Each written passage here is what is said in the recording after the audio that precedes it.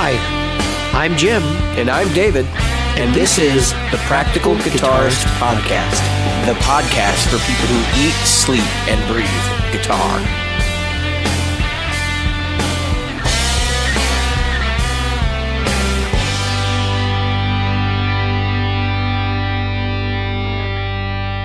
The Practical Guitarist Podcast is brought to you by Great Lakes Guitar Pickups.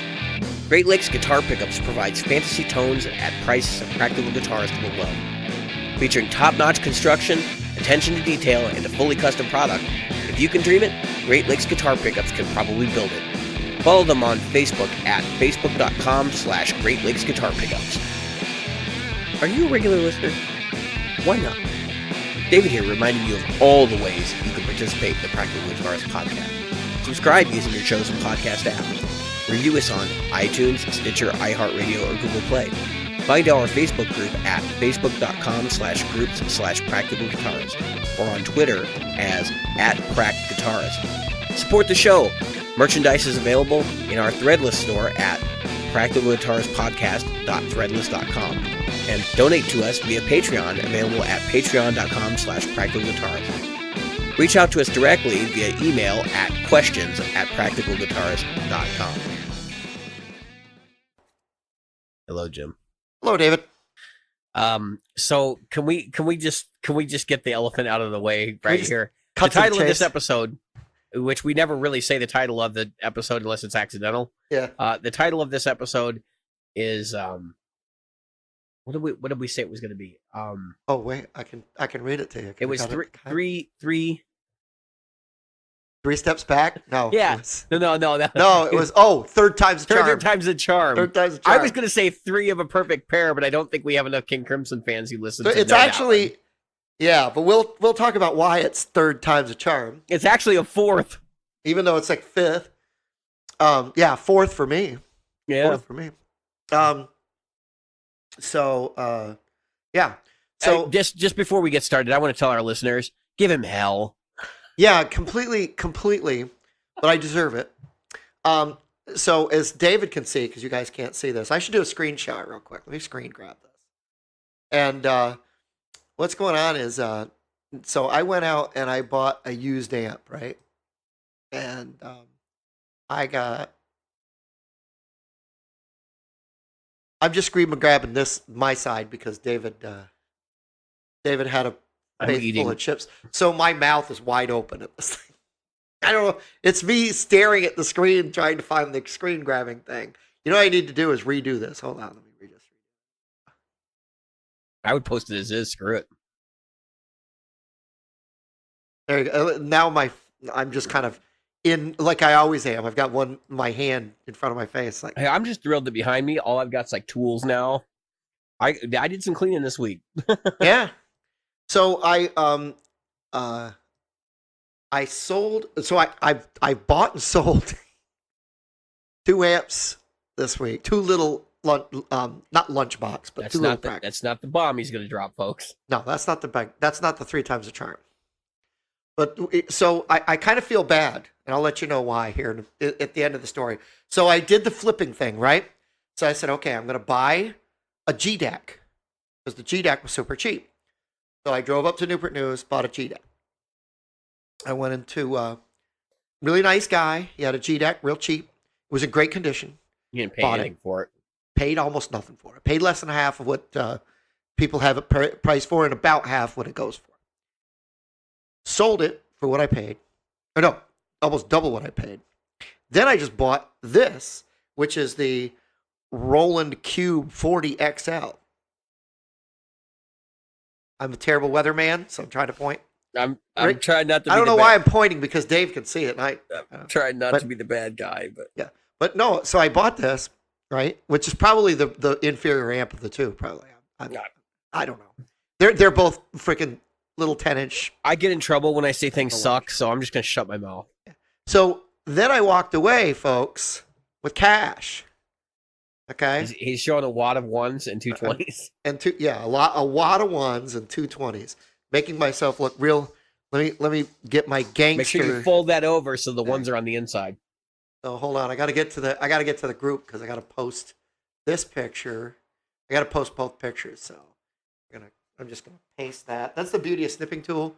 You just paste directly from snipping tool right in. And before we get to the meat of this, right? Can I point out something? Because I just realized something. What? Do you know what other amp you've owned 3 of? Hold on, that's not done yet. No. Do you know what? Oh other yes, amp I do. Hold on, because I have the third one behind me. Yes. Hold on. All right, I got to do this.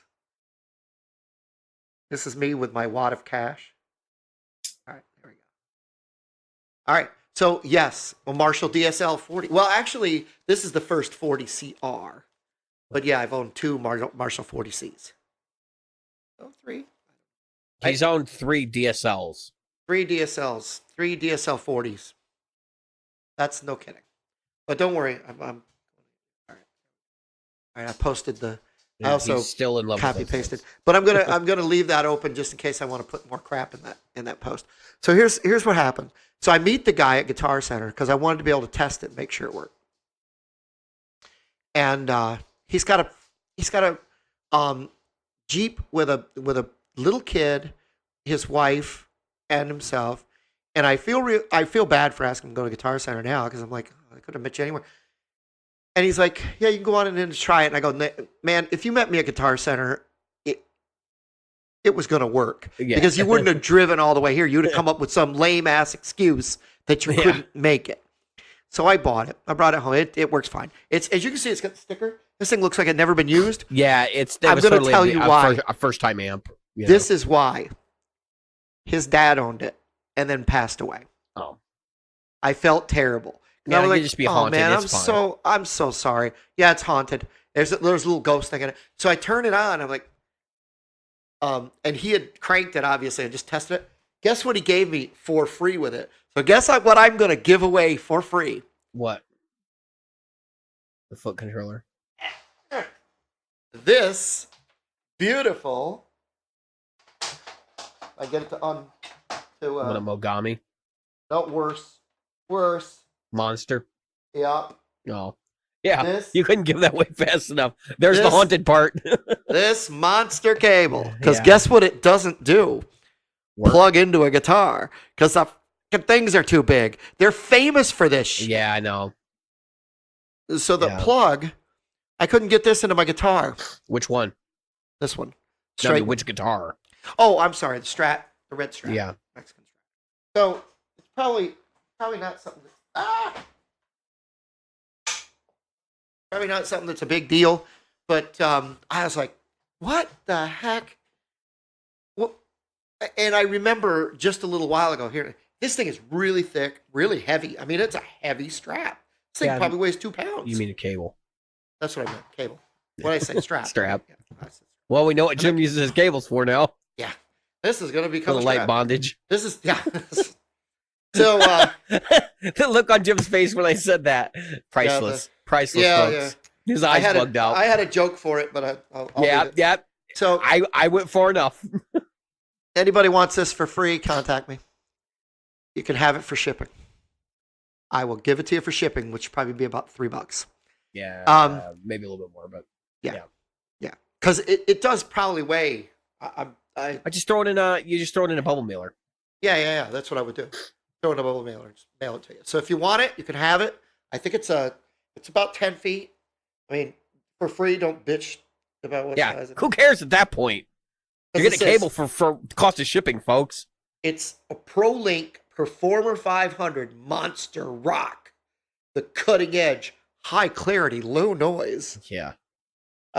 Musical instrument cable by Monster Cable. I'm just talking crap about this so Jim won't make any money. Then it says 1 foot. I don't want any money for it. I know. I give it to you for the price of, and I will show you the price of postage. So you can, and if it costs me less than $5 to mail it, you can have it for free, and I will not charge you postage. So there you go. You can have it. Anybody wants it, contact me. Jim's cutting into his profit margins really bad here. Yeah. I spent that on McDonald's. I know. I'm just messing with you. So, yeah. All right. So that's number 1. Are we ready for number 2? Yeah, Do we want to talk about number 2 this 2, early? 3, 4, or should we talk 5? about Iron Maiden first? Let's start. No, let's get the cat out of the bag. Let's get the cat out of the bag. So what is the number 3? Well, first number 3 obviously is the Marshall, but we already knew about that. Yeah, he's owned 3 of the DSL-40s. We've said that. Yes. What else has he owned multiple of? So I've owned 2, now a third. I just got a Boss Katana. He bought 100. another one. Another one. And I bought a bundle. So I got, for the price of the katana, I got the foot switch and the a cover. Cover. Yeah, the and a free. That's why I'm giving this one away, people, because I'm getting one. Cable. A free Boss cable. The Boss cables are actually pretty good. I like them. Yeah, so it's I have a few of them. I've got one. Mm-hmm. No, it's not. That's not the one. It's one of the few cable brands that you can still find at Guitar Center too. Yeah, I mean, I got this one here. Is the starts with E. Whatever. It's a nice one, but I got a couple of the Bosses too, and I really like those. I usually keep them with my stuff. So I'm gonna grill you for a minute. Oh wait, but there's more. That I have not only had, this will be my third Katana 100. I also had the 50. Yeah, he had the 50 for. I had the 50 first. So. I bought the 50, and then you returned it. And I almost bought another 50. So here's how it kind of went down. So I was looking at a 50 online for $150, and it was used, and I thought I could just get this 50, and then I remembered why I didn't want the 50. There's a number of reasons, but a plethora of reasons. Yeah, a plethora of reasons. The 50 is the cabinet's smaller, the speaker is slightly different. The because the cabinet's smaller, you don't get as much bass response. The treble is different in the 50 because of the smaller cabinet. I mean, that's a huge part of this amp. There's a bunch of features missing. The power scaling's different. There's ins and outs that are missing as well. Yep. There's no effects. No effects loop. Yeah. There's no. You can't use the GAFC, so you've only got the ability to use the 2 buttons. So it means you only get 2 channels. You only get 2 channels. I thought it was 4 channels. It's 4 channels on the 100. Oh, I thought it was 4 channels. It maybe, but you only have remote access to 2 channels. Right. Yeah. And so 4 presets, 2 channels. I got you. Yeah, 4 presets, 2 channels. Where this one has four full channels that you can. I mean, honestly, they're roughly comparable. If you don't need the extra features, the 50 watts probably fine. And the record out, because the 50 doesn't have a standby position, so the record out mutes the speaker on the 50. So if you use it, then it doesn't become your own little monitor. I'm about to sell my head, I think. Or maybe. Right. I haven't decided yet. I probably would. will. As you know, and if you're a member of our Facebook group, you've probably already heard, I returned the Ibanez AZ. It just was not working for me. Like the main thing was the pick guard and the humbucker mount and the pick guard, and the fact that it was a basswood body, and there was a number of things that were adding up. But basically, I wasn't getting the attack I wanted out of the guitar. And after about a week of fiddling around with it and getting it set up and dealing with the conniption that was, because the guitar settled like a lot, more than any other guitar I've ever owned. I finally said, you know what? I can't put out $1,000 on a guitar that I'm not in love with. And so I shipped it back. I'm waiting on my refund check. I got a lot of options open. I'm planning to make a trip down to Sweetwater. I'm going to play Strandberg. And I'm looking at just ordering another Kiesel if the Strandberg doesn't pan out, or something of that ilk. I don't know. It's going to be, it's going to be a custom route, right? Like, it's going to be a Strandberg, or I'm going to build something, or I'm going to order something specifically to what I want. So, and it's not that I have anything against Warmoth or anybody like that. The reason I'm looking at Kiesel is like with assembly and everything, and I can get a headless from them, which is something you can't get from Warmoth. Yep. Oh, I didn't know that. No, they don't do headless over there. Kind of makes sense. I mean, it's a really weird niche item. Maybe in 10 years, if they're still around, like, and really popular, because they go in and out of phase, you know, like sometimes they're really popular and sometimes they're not. So yeah, they had a big rise of popularity in the mid 80s. Well, you know why that is. So that the Steinberger thing, that bug was big. Like everybody had a Steinberger who was anybody in, 80s pop music and 80s rock and roll. Oh yeah. and like Genesis was big into them. Rush. Rush had them. Like a lot of those bands from that time period were really into the idea. And what ended up happening was when they went belly up because they couldn't fulfill orders, and they were purchased by Gibson. Like for a significant period of time, all the patents on the stuff that would be used to do that were in limbo because nobody could really license any of it. So even if Ned Steinberger, the designer, wanted to license this stuff out to everybody, he couldn't. Mhm. And it got kind of a mess because you couldn't even get replacement parts, and that was all owned by Ed Roman. He bought all of the replacement parts, and he had him. He bought, it was like a trailer that was sitting on Gibson's lot or something. Yeah, it's weird. And then of course he started putting out LSR guitars, which were basically licensed. They weren't even licensed; they were just Steinberger copies using the original hardware. And then on down the road, I think it was the late '90s. The patents started to kind of erode a little bit, and a couple of companies kind of pushed the envelope in terms of what they could do in getting the hardware similar to what Steinberger was doing. And I think when that started to break, I think more companies got interested in doing headless guitars again. So did you see what Devo did to get one? They wanted a Steinberger style guitar. So what they did was they just took a Telecaster and cut the wood off. But the problem was, this is what's funny about the Devo one, and you can see it in if you ever watch the video for I Can't Get No Satisfaction from Devo. They had to take the electronics because obviously the electronics are down in the bow of the guitar. Right. They had to take all the electronics and push it to the back. So the guitar is like this long. It goes like this far back from the guitarist, and he's got a head over here. So, but he couldn't go headless. So he has like a headstock, and then he's got like a guitar that goes whoop, 2 feet behind him. So it's kind of a weird looking thing. It would, if you watch that video, you'll laugh your butt off. It's like the headstock is reversed, right? Like basically there's a headstock where the nut is, and the strings run down from that end. The ball ends exactly. It's just a reverse guitar. People have seen that kind of thing done since. Well, yeah. But this was Are We Not Men, We Are Devo. So this was right. That 80, that was 79? prior to Ned Steinberger, like even doing it. And the funny thing was, if you kind of know the history, like I say that Ned Steinberger hardware is really important. There were still guitars being produced with no heads during this period, but they were not popular. And I think it was just a lack of like hardware support was a big part of it. And it took somebody like Strandberg to come up with a new method of doing it, with a new, because the I don't know what you call it, nut or what you would call it, but basically the nut assembly on a Strandberg is very different than what you get on a guitar.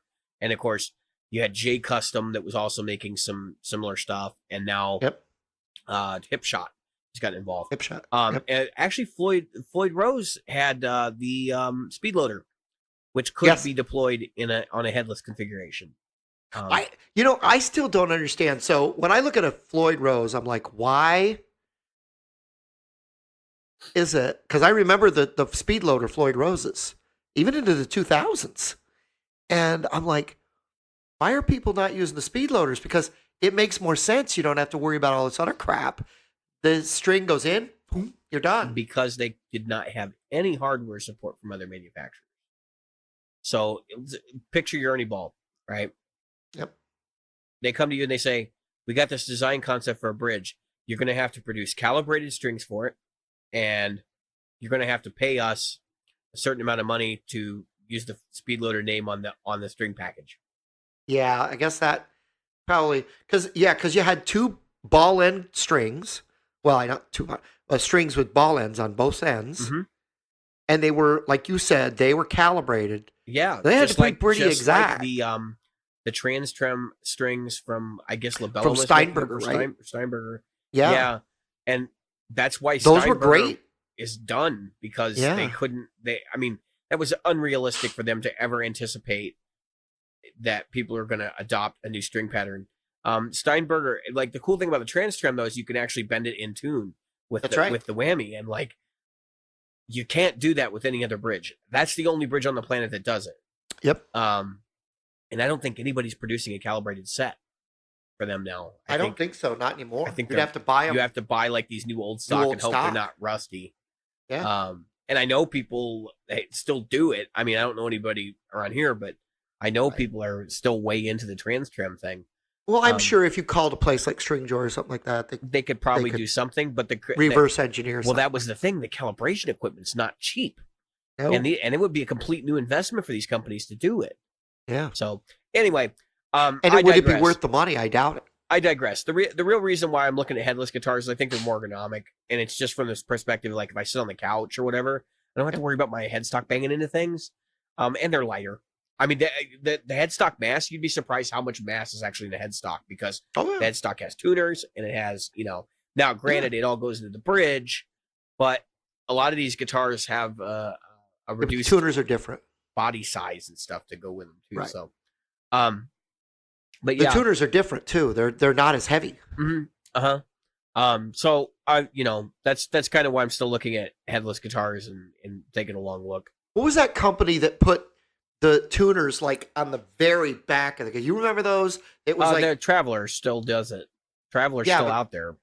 Yeah, but there was a company that was doing. I know there's others that have done it. Bodied guitar, which it looked ridiculous, but you would run the ball end from the nut, run it back across the bridge, and then Babbitt's kind of does, like a went. Babbitt's does that's the acoustic guitar, and the whole thing is to spread the resonance out over the top. Yeah, which actually makes sense. It makes sense. I don't know if it works. I've never played one. Couldn't tell you either, but it's a sound concept, and I would be interested to play one, but I've never seen one in the wild. So, yeah. Anyway, so that's that. Your third katana. You're nuts. You're out of your mind. I'm insane. The katana, there's some.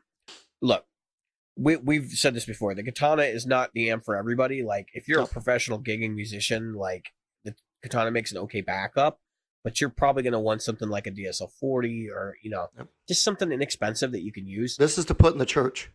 Right, and so that might be the perfect animal for that. Acoustic setting done.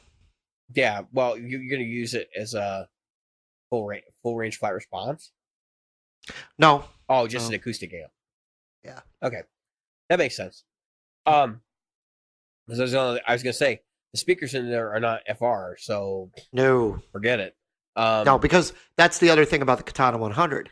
It is not a full range speaker. They're a weird speaker, man. They're like somewhere between a greenback and a T75. Yep. They're, I don't know what they're of their own. I liked them when they first when the Katana first came out, but I don't know if I do anymore. It's better than the internal speaker on the head. But let me put it this way: so a lot of these beach gigs I've got coming up, they're pool parties. So I'll be playing at a pool. Well, now, the resonance in a pool, an indoor pool. Yeah, it's just not great. Yeah. You do not want volume. You don't want. So it's got to be low, but it's got to be, it's. In other words, you want to turn the treble down. Yeah, and so these things are where I'm kind of stuck. All right. Where this thing would just boom.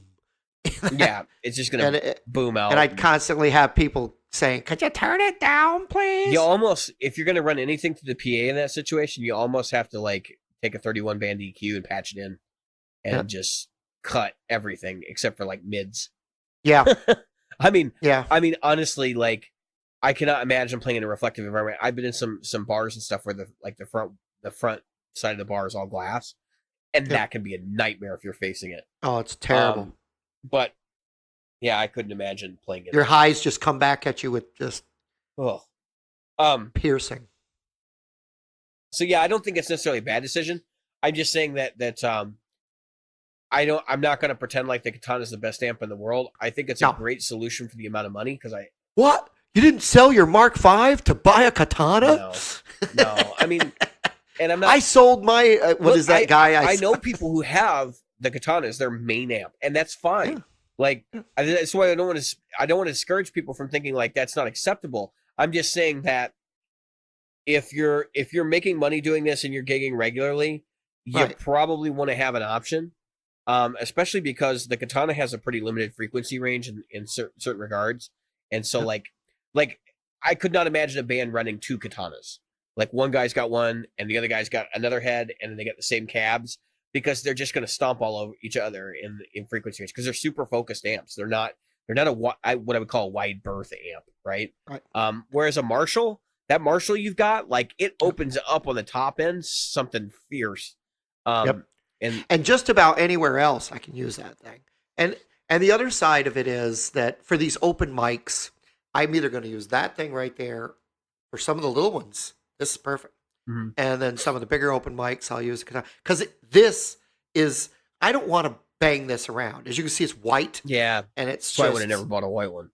Yeah, I love it. I Um, love it. Everybody, I go, man, that is so cool, so gorgeous. I Because it's actually white and gold. I've always wanted a snakeskin amp. Mhm. I almost got it Oh, yeah. this at Gearfest, but Well, yeah, as you know, I'm going to get a Kemper here, so Kemper stage is the yeah. yeah. All right. That's coming at the end of the year. So we talked about the AZ. We talked about the fourth katana. It's funny because between the two of us, Jim and I are both we've owned six katanas between we were the talking two about of us. that today. We've had 6 katanas. They're obviously something good. Less about than them. like 3 or 4 years. Yeah. Well, it's the thing. Like in their class, 3 years. In their class, there's nothing else.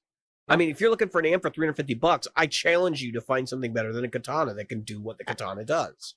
Absolutely, that's what I'm saying. Find me a guitar amp, and don't tell me the Marshall code or the Fender code's Mustang. crap. The Mustang is made for home use. That's what it's made for. The code, it's just there's so much bass. Like it's I couldn't what get were a they thinking. No, the code is terrible. Terrible. Well, in my opinion, I want to say it that way because I know people that use a code. I wouldn't use a code. Yeah. So AZ katanas. I still think, like for me, now that I have the Kemper, the katana is kind of superfluous, which is why it may get the boot. I was just talking to somebody because I posted that Red Shoal video, which we'll get to in a moment. Yeah, because I really want to talk about that. I posted to someone, and I don't think it was in our group, regarding the Red Shoal video about the Kemper and the fact that, like, since I got it was in Robert's Guitar Dungeon group. Since I got my Kemper, yep, I haven't plugged into a tube amp. Isn't that crazy? No, I mean I literally haven't. And it's not. There's nothing wrong with it. Like I'm not sitting here thinking like it's better or anything like that. It's just there's no necessity to. Oh. And it's so much easier to just sit down and dial in the katana, or not the katana, not the katana. Yeah, the Kemper. The Kemper. K words. So let's talk a little bit about that because I want to talk more about first of all the video posted. Okay, so and you posted it, so I'll summarize. You start. Okay, so Red Shoal posts this video, and it's basically him looking at the Kemper stage, which he's done a video like this before, where he looked at the Kemper versus the Helix, and he came down the side of the Helix over the Kemper, and I totally get in the other video why he did that. So at the end of the video, like the whole thing he gave on the original one was, well, the Kemper is in either this toaster format or it's in a rack format, and then you have to have this separate foot controller that runs on the floor. And in certain gigging situations, that's not doable. Now, I am going to take him to task on a little bit, though, because we know every time we have seen Rhett Shull playing with, his bands or whatever, whoever he's touring with, he's got a giant pedal board on the floor or the Helix, right? The giant pedal board and a big 2x12 combo or something like that behind him. And I'm sitting there going, I'm scratching my head because at that point, you're defeating your own animal here. You're going to take a giant pedal board over a Kemper or even the Helix. So now he does this new video, right? And now he's got the Helix stage. So the Kemper stage and the Helix. And I'm thinking he's going to say, well, this is what I've been waiting for all along because this is the reason why I selected one over the other originally. But that's not what he said at all. He goes through all the process, which the video is great. He gives all the details, all the relevant information that you want to know. If you're a beginner to the Kemperverse or if you're beginner to the Helix side of things. And then at the end of the video, he says, now, if I had to pick, if I could only have one, I would pick the Helix. And I'm not debating whether or not you should pick one or the other. I'm saying he probably shouldn't have picked sides. What he should have done is said, you know what? These are both excellent tools for what they do. And I think there's a little bit of shenanigans here. So if you don't know, Rhett Shull's videos, if you click the comments, he has Amazon affiliate links. By the way, we have an Amazon affiliate account now too. And there's a link to it in our announcements on Facebook. But anyway, so if you go down to that list, all this stuff is listed there, and you can click on it and you can go buy it through his Amazon affiliate link. And that gives him a kickback, right? But I don't think that's really the reason. I think he has an endorsement deal with Line 6 to some extent. And I heard from various people, and I haven't seen the video where he said it, but he probably did. He says, I got a Helix for free. So it's in his best interest if he's getting free product. You know, he didn't get a Kemper for free. So he's probably sitting there going, you know what? I need to make sure my own interests are secured, and more power to him. I mean, I honestly, if we were getting free gear right and left, I'd probably do something similar. We're not getting free gear right and left. I'm not asking for free gear. I don't want free gear because I think I'd rather have an unbiased opinion. And I don't want to have pundits like me sitting here doing this about what I'm doing. That's a big part of it. But this isn't a gear podcast. This is a guitar podcast. So what I think is interesting about Rhett's whole thing is, like, it's ignited this discussion in our group about whether or not the Helix is a superior product to the Kemper.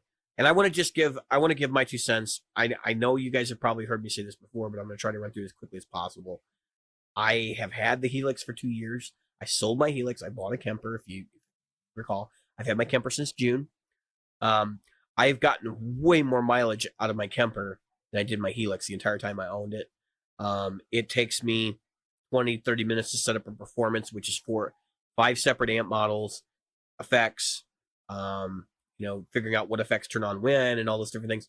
It's all, pretty cut and dry. I can do it in 30 minutes. On a Helix, for me to set up a patch with amp modeling, with, proper cabinets, maybe IRs, and all the effects and stuff, it'll take me 5 or 6 hours to get one patch for a performance done. 5 or 6 hours. And to me, I know people are, oh, well, you can just buy presets, but no. Look, you need to know how to use the unit, okay? And I've said this before, buying Kemper profiles, you're buying a recording of an amp is what you're buying, right? That's something you may not have access to because it doesn't come on your Kemper. But Helix, on the other hand, I'm limited to what's in the box except for the IRs, which means that you should just use it, figure it out, do it yourself. At least in my opinion. And so for me, the workflow didn't make sense. Now, yeah, we talked about Chris from that other group last episode, I think it was. And look, this whole situation is a lot of people who are misinformed about both products, and some people are feeding off of that, as we pointed out. This is the positive feeding off of this, right?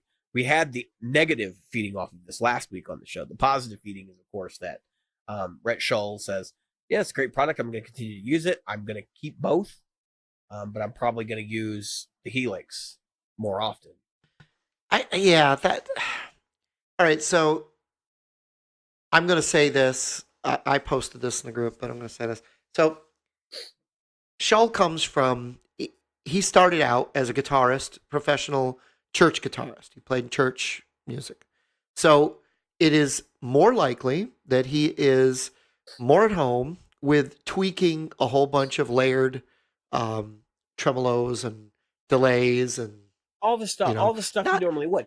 I mean, drives, yes, but not drives like what we would consider drives, even as a classic rock player. And that's the thing. So if you've seen his board, he's got everything but the kitchen sink, and he uses maybe 2% of it. I mean, it's ridiculous. He's got the entire Strymon mothership on his board.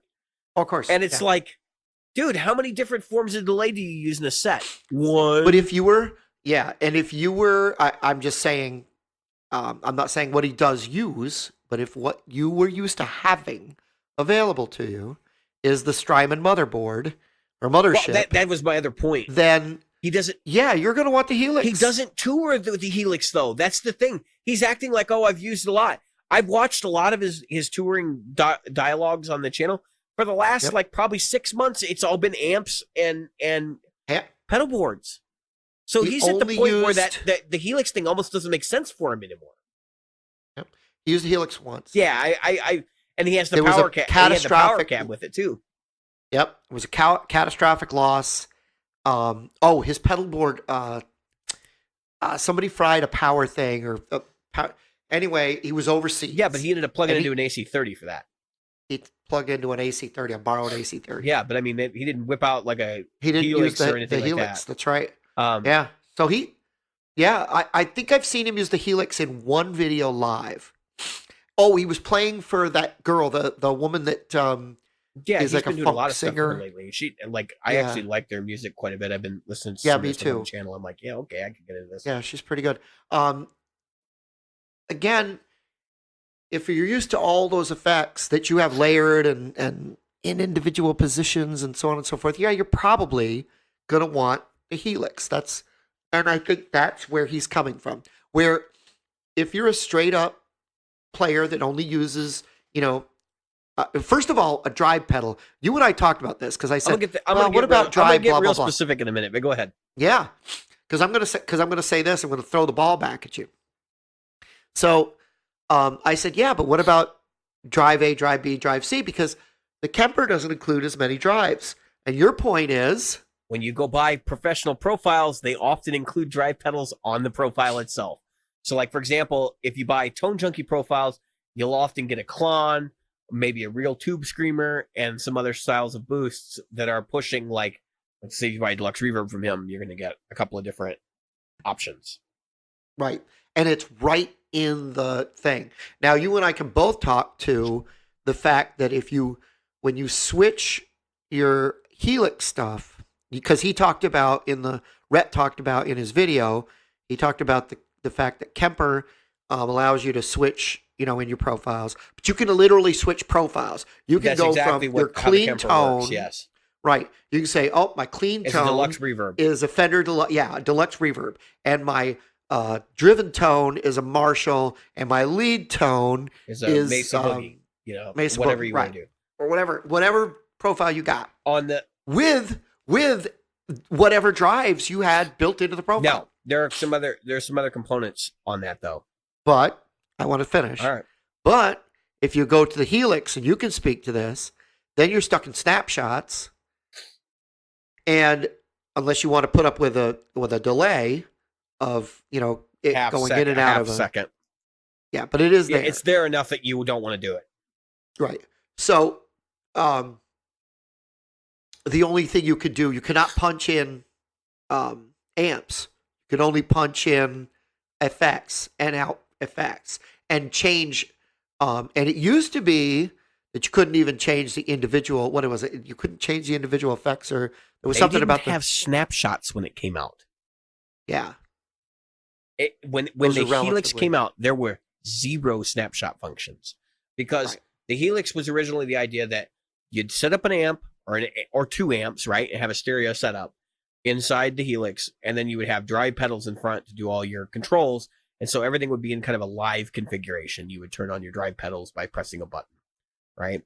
And I think that works for some players, but honestly, like, they realized very quickly that they needed to get over this hurdle of being able to switch presets.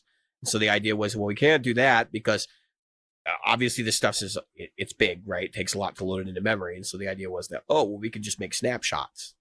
And then you press a snapshot and it saves basically all the settings for a preset, right? And so you could have different settings, but the same blocks, same equipment. And you could turn things on and off. So it's really powerful, and you can do some crazy, fantastic things with snapshots, but there's some limitations. And one of those limitations is you can't exclude pedals from the snapshot. So, like, let's say you got a delay pedal and you want it to be global on for all snapshots. Can't do that. And I think that may have come in the last update, but when I had it, it wasn't doing that. And then, of course, The other limitation is, yes, you can run, I think it's 16 blocks or something in a chain in Helix, but you're not going to be able to run more than 3 amplifier blocks in a given patch, even if you use both processing paths. And if you've ever owned one, or you're going to own one, you'll see what I mean. There's some hardware limitations there that immediately neuter it compared to how you would use the Kemper. Now, can't do 2 amps at once in the Kemper. For a lot of people, that's a deal breaker. I think that's the silliest function in the world. I know people I'm going to get the hate mail for saying that. But in reality, if I'm running a stereo configuration of amps, like ideally I'd probably want the same amps. I know that other people have this mentality, like I want this one that handles lows and this one that handles highs. And I get it, because that's how you do it in the studio. But when you're live, you want to be more focused, because you're going to get lost in the mix, or you're not going to be as focused in certain areas where you should be. Right. So I totally have always thought, like, if I was ever going to do that, I would get another Mark V and a different cab. I would get different cabs, but I want them to be, because I want them to be sort of similar, but I don't want them to be night and day, different either. So it's like got to be in the ballpark. So I back to what you're saying about effects in Helix and Kemper land. There's this whole thing about how, well, you can't have complicated signal paths in Kemper, so you can't do the crazy sounds you can get out of the Helix. I'm here to tell you that's completely false, right? So I can layer delays, I can layer reverbs, right? I can have 4. I can have 8 if I want to run stuff in front of the amp. I can't move the amp. So it goes 4. There's 4 what they call stomps up front, which could be any effect, right? The amp block in the middle, which is like EQ, the amp cabinet, right? And then there's the effects block, which is meant for modulation, delay, reverb, which has 4 more. So I could theoretically have 4 delays running, right? I could theoretically have 4 reverbs running. I could theoretically have, 2 modulation pedals and 2 reverbs, or, any combination, like anything you like. So you want to get that ambient stuff? If you need more than 4 stomp boxes, I think there's something going on there that you probably might want to see a counselor about. I have done that for certain things in the studio. But again, that's studio stuff. If I'm in the studio, I don't necessarily even have to use outboard effects. I can do it all through the board and take care of all of that. Now, you're not going to be able to replicate that sound live necessarily. But once you get into those kinds of sounds, I mean, I could totally see somebody wiring into the loop the stuff they need. And I don't think the Kemper is meant to be a replacement for everything you have, right? I think what the Kemper is meant to be is like the center of your guitar life, right? You put it there, and then you can patch a couple things in that you need, and the Kemper's going to give you most of what you need. But if you have very specific needs, you have these other things you can add to it in the same way that the Helix does. Right. If you look at the evolution of a Kemper, let's look at the evolution, the use of a Kemper, right? The Kemper began. You had a toaster. That was the one you would bring to. If you were a studio person, you would bring that to the studio, and that was the one that you used. They didn't even have an amp. You didn't have to bring 400 amps. Right. You had an amp there. So, and then you had the live model, which was the one that sat in the rig, and you either had powered or unpowered. That was probably just the powered for the unpowered opportunity. came later. Right. So it started as unpowered, and then they went, well, some people were like, well, I need power from it because I don't have a power amp. It was convenience. They built it in. I'm not sure what their sales became, but let's look at the next evolution. The next evolution was to add the foot switch, right? Yeah, hey, we need remote capabilities. So, okay, we'll put the switch in, and you're going to have this Cat 5 cable. Well, just remember, because all this stuff, they knew it was coming from the beginning because the hardware hasn't changed. Okay? Right. So the Cat 5 for the remote already existed. Which is, crazy when you think about it, because it was like 4 years later. And other stuff that, like, we're forward thinking, the spot in the traditional profile that's empty on the back that some people have referred to as the handle, that's where the power amp is. So they knew what they were doing to begin with. They just knew they needed investment money to keep going. Right. But here's my point. what it never, I don't think what it was meant to be was anything other than, it was never meant to be an all-in-one box. It was meant to be your amp profile. Right. That's what it. I'm saying. Your amp profile. Hey, you don't have to drag an amp around. Use this. It's got some extra stuff, but it's got some extra stuff. You buy it if you want to do amp models, right? And that's still absolutely true. That's my biggest point of contention is when people will tell me, and there have been people in various places on the internet who told me this, that Helix's amp modeling is just as good as the Kemper's, or it's better because I have full control over the EQ. You, I'm here to tell you right now, are patently false. Like you're telling fibs. You've never touched it. Because when you get your hands on a Kemper and you realize what it's capable of doing and how close it is to replicating the real amp, the Helix seems kind of silly in comparison for its amp modeling. Because right. Because all right, so here's a scenario I laid out for somebody in the group today. Marshall Plexi, right, Jim? You grew up around this kind of stuff, so I'm sure you've had your hands on Plexi-ish amps, right? What is the one thing that people don't realize happens when you turn the gain up and it starts distorting to the EQ? Yeah, the EQ flattens out. It doesn't do anything. You could turn the bass up and it flattens out. Bass. You could do this. The EQ is flattened out. Yeah, there's nothing you can do to it because you've saturated the amp to the point where the EQ is ineffective. And that has to do with preamp versus post-amp EQ, right? Like that's a big component of that. So how did all those famous sounds from the 60s and 70s get recorded then if you couldn't do that with a Marshall? Now, granted, there are lots of vintage amps where the EQ controls are really important to how the things operate. Any Fender amp comes to mind. But, you know, how did they do it? Aerosmith, they record a song with a Plexi. How do you think they did it? They did it with board EQ. Post, right? Post amp. It was after the microphone. It was in the which is what you get in the Kemper. So I kind of stop and I wrap my head around that comment and I go, yeah. So you're gonna tell me that your modeler is better because it models the physical components of an amplifier that's known for having a crappy EQ. Like what? Huh? So now, granted, Helix can do both, right? So you can put EQs before and after, but now you're talking about using blocks and complicated signal path and this whole idea that it's going to take you longer to create this thing. And you can we all know this. You can sit and spin EQ knobs till you're blue in the face with any of these products because guess what? That gives you so much control that we're vulnerable to it, right? So, yes, pre-EQ Kemper profiles. I know people are like, oh, well, I don't set my amps up like everybody else. Shut up. Like, I'm tired of hearing it. I seriously, I've got no patience for it anymore because I'm going to tell you right now, I had the same mentality walking into the Kemper, and I have never sat there and gone, man, I really wish this profile had just had like a little bit more mids when they dialed it in. I honestly have never had that moment. I just haven't. And you do have a little bit of control over that. You have some control, right? So you can actually boost a little bit of mids going into the amp model, like by using one of your stop blocks. That's an option. Yep. Never had to do it. And then you have other parameters that are available for tweaking the amp models, which are pretty significant. But my point is this: look, when you buy the Kemper thing, what I mean to say was that when you buy the Helix thing, right? Like you dial up your first amp model, and you see all the controls are just like the original amp.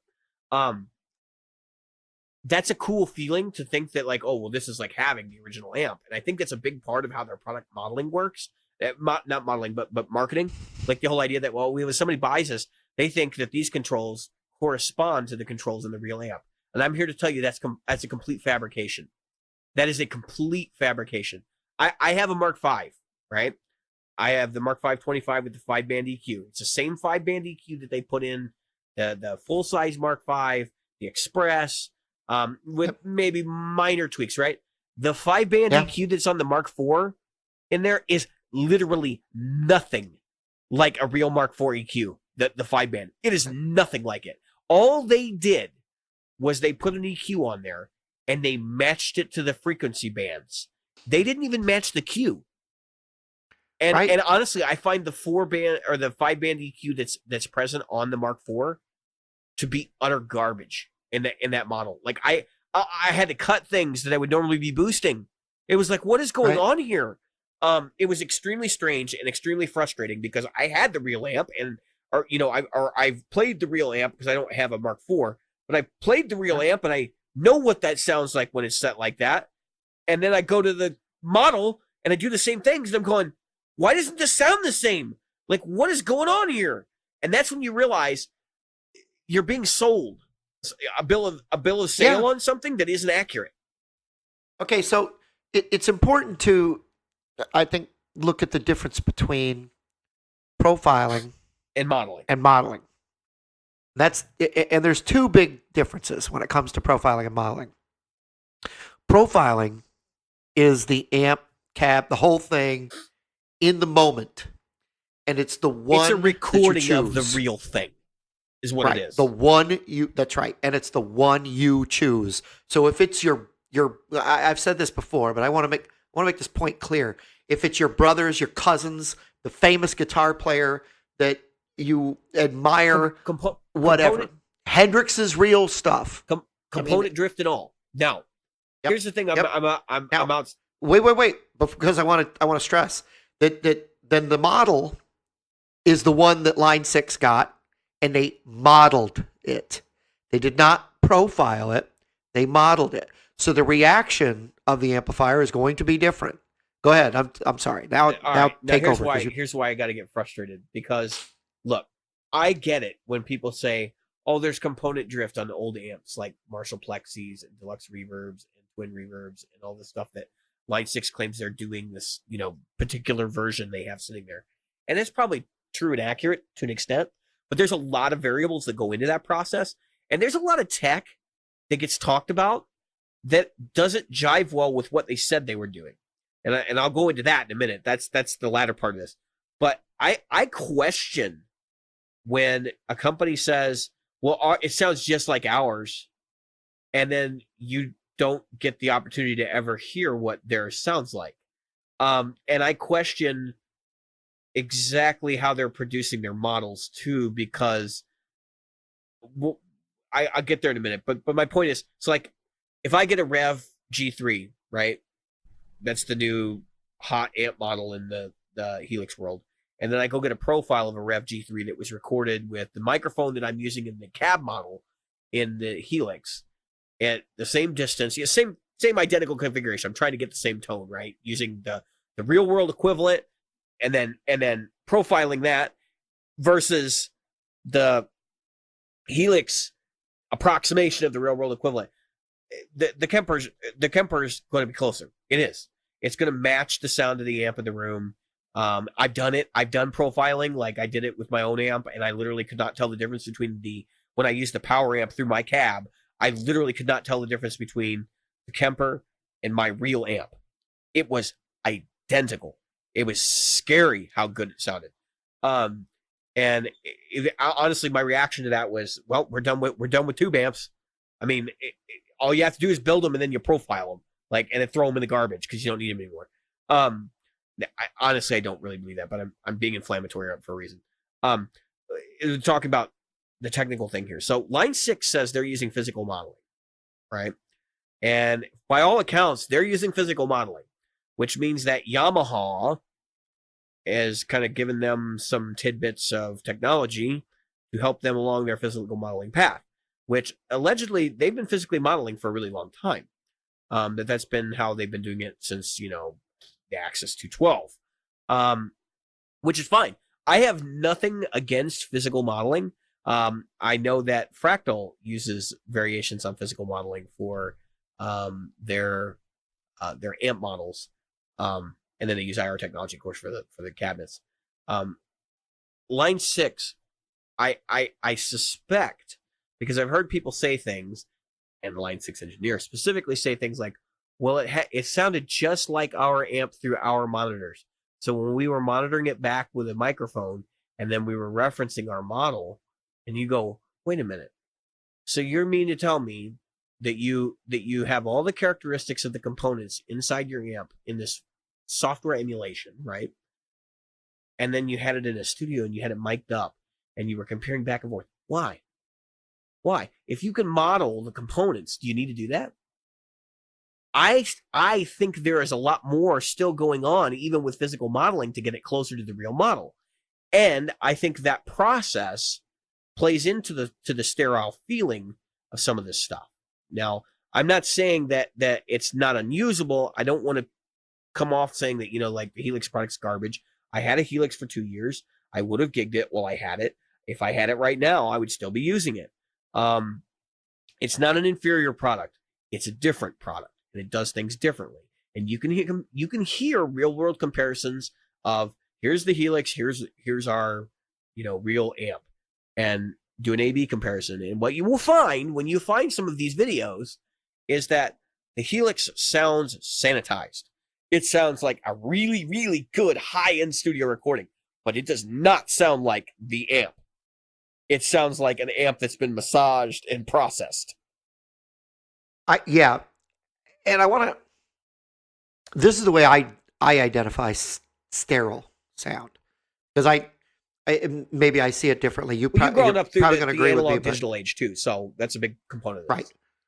Right. So the way I see a sterile sound is this. And I get this every time I go to practice every week, which is why I've been trying to find something better to practice in. But anyway, so I practice through this little 50-watt Vox.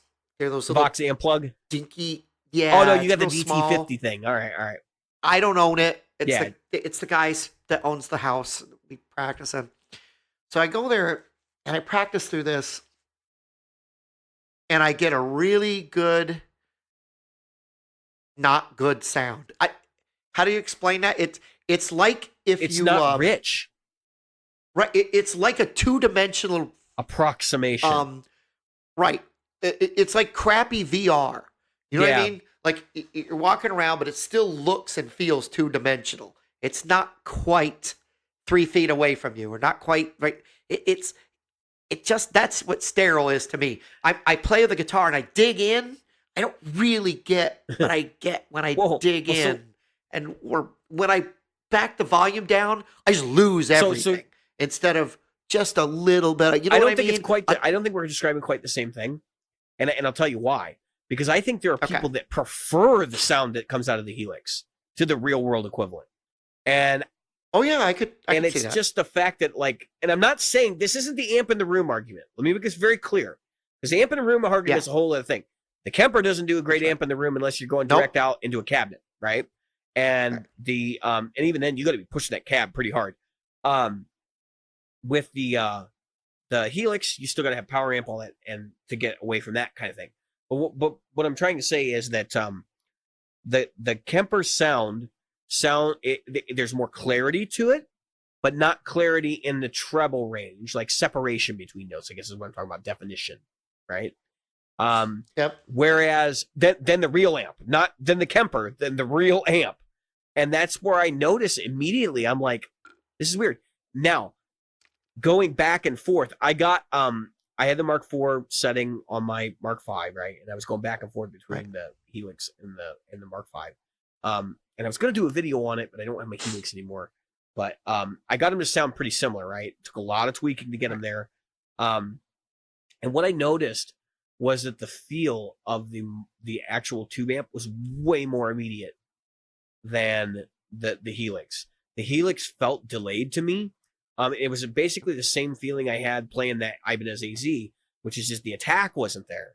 I'd pluck the note, but it wouldn't hit me like the same way it would when I plucked the note through, my Mark V. I have not done the same test with the Kemper yet, so this may actually turn the tides of things.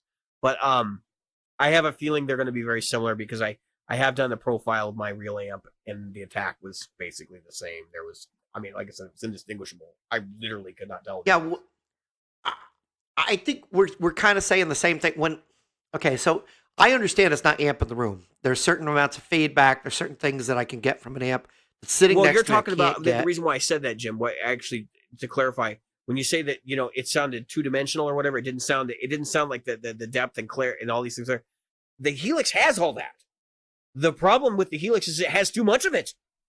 It actually sounds, Yeah, I could see that. It goes to the other end of things where it sounds unnatural. It doesn't sound dirty.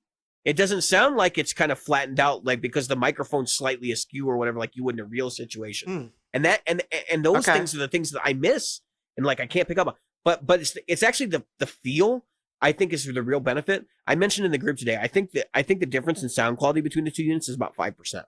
I don't think it's much at all.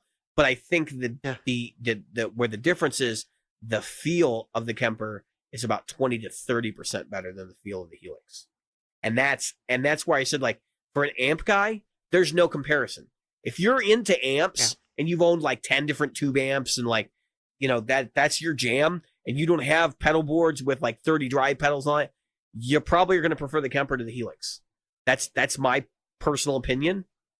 But where the Helix wins, it's got decent effects. I mean, and the big selling point for me is the Helix integrates into pretty much any rig known to man. You put that thing on the floor, you got 4 loops. I never used them, but there are 4 loops. I could patch in whatever pedals I wanted, provided they played nice with buffers. Because I'm sure I talked about that when I had it.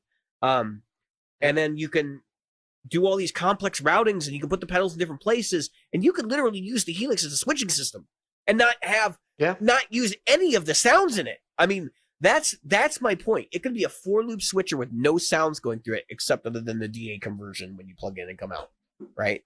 And for some people, that's a big, big boon to be able to integrate something like that, to be able to control your amp channels, to do away with the need for a pedal board because you just got the Helix on the floor instead.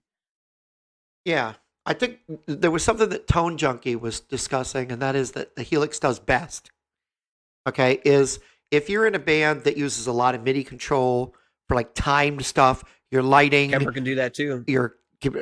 All the other stuff, the Helix does it well. I'm not saying the Kemper can't trigger. I don't think you can trigger with the Kemper, but you could have all the patch changes done via MIDI easily. Yeah. And so I think any of these digital apparatuses have a home in a setup like that, where you're going to be doing some sort of synchronization and so. But I kind of want to put the nail in the coffin of this topic. Basically, my point is, and I know it seems like I'm being very preachy and like defending the Kemper. I'm not trying to tell anybody that you need to go get a Kemper over a Helix. What I'm trying to say is, stop demonizing Kemper for coming out with a product that competes with Helix. That's not going to help anybody. If anything, what I'd like to see Line 6 take away from this is that in the Helix 2 or the Helix 3 or whatever iteration on down the road, they start looking at how did they approach the problem of modeling a real rig that somebody owns. And if they have to incorporate some sort of profiling technology to make that a reality, that could be very useful. But you know what? At this point, I think the lines of technology in the technology sand have already been drawn. I think they're going to stick with component modeling, and they're going to ride that guy as far as they can get it. And I wouldn't be surprised if Kemper doesn't end up in the hands of somebody like Marshall. And because the code amps were a large failure, what if like Kemper and Marshall teamed up and they started to produce like some sort of entry-level Kemper option that was really just a Marshall code 2 that profiled real Marshalls. Now, granted, I think that's a fantasy. I don't think because I don't think Marshall's willing to get into those chips that the Kemper runs on. But it's just food for thought. If somebody were to come in and buy Kemper, I mean, and we don't know what Christoph Kemper's long-term game plan for the business is. A lot of people thought, oh, he's got the virus synthesizer. This is going to be a side project he does, and then he's going to go back to virus. He has no real plans to go back and make another virus synth. No, at least not publicly. I mean, they asked him at NAMM this year, and he basically said, it's a good product. It is, kind of where we want it to be, and maybe at some point when things kind of die down in Kemperland, we'll go back and we'll revisit it. But that was like the vaguest way of saying, like, yeah, it's still in our minds. I don't think it is. I think they're basically saying like we're making way more money making guitar products, and it's just not lucrative for us. So I don't know. My point is, if you're looking at one of these modelers, go buy them. Go buy a Helix. Well, at least try it. Well, I don't know if you can get the feel for one of these products in 12 hours. You go to a store and you stay there from open to close. You might. I think you're going to be able to make a pretty fair comparison on like just basic overall sound quality. But the things that people bitch and complain about, like honestly, this is the one thing that still just drives me crazy. The user interface of the Helix is superior to the Kemper, or the Head Rush has the best user interface of all of them. Look, once you learn to use this product, is the user interface going to matter to you? Because all of these products are not like the old rack systems, okay? Where you had to scroll through all these crazy menus and like none of it made sense, and you were just like literally seeing numbers change. Right. They're not like that anymore. And so what I'm saying is that, if you're going to buy one of these modeling devices on the strength of its user interface, what are you doing? I mean, this is about sound quality, really, and functionality, but not necessarily user interface, because you're going to learn how to use it. I mean, you spend $1,600 or $1,700 on a Helix, you're going to learn how to use that thing, because you're going to be stuck with it, right? Oh yeah. Or you're going to sell it and take a hit. And the Head Rush, I mean, it's the least. I would say it's very last gen, but I think the Head Rush probably can be tweaked to get great sounds out of it. But I will say that the interface on it is the one thing I was like, oh yeah, it's the selling point right there. It's super easy to use. So is the Helix. So is the Kemper. You just got to sit down with it. Now, granted, the Kemper doesn't have a color screen. Ooh, big whoop. I mean, I honestly don't get why that is the selling point for all these other products. We have a color screen. Really? So I have a friend Who's looking at it? I have Me? a friend who bought. Yeah, I have a friend who bought the Head Rush, and I asked him because he was the first person I've ever met who said, "Yep, tried." Now he only tried the Head Rush and the Helix. The Kemper Stage wasn't out yet when he bought his, but anyway, right. This is a while ago. Anyway, he preferred the Head Rush to the Helix, and I said, "I'm just curious." I said, because everybody I talk to prefers the Helix. He goes, because for what I do, because he still uses his amp, it's just the effects. He goes, it's fine. I want to drag and drop. I want to be able to look at that thing, and I see the pedals and what they are. I don't have to memorize a color code, and I can Does click, click, click. Does the Head Rush have like scribble strips on it or anything like that? It has a similar thing to the scribble strips, but what it has is on that color display, which is bigger. I know about the color display. It's and got that's where it all the shows actual up. pedals, and it shows. Oh, this is the pedal, and it shows them when you turn them on and off. It pedals matches in the color. I mean, as far as that goes, and that's what works for him. That's fine. He was like, I'm not going to shoot anybody for picking somebody that works for him, but I'm going to ask people not to be sheep. Try the different products out. I would, and here's the crux of this, right? I bought the Helix. I did compare it with the Head Rush, but I bought it on the strength of what other people were saying, which is that the Helix is the real deal and it competes with a real pedal board.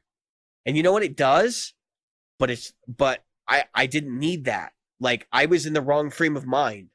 And what I should have stopped and said, you know what? I really don't need drive pedals. I need amps. I don't need 50 million, modulation effects that I'm never going to use. I need like the 3 that I use, You know what I saw today that I hadn't seen in years, or well, not years, an 11. Oh, the 11 rack. That is Head Rush. Yeah, the 11 rack. There was an 11 rack. It was $225. And you know what? They still do pretty respectable sounds. They are. Yeah, I was just going to say, if you're looking for an inexpensive option, I'm the first to admit I've played the 11 rack, and I didn't think that much of it, even in its generation. But it was the value option against Fractal at that time.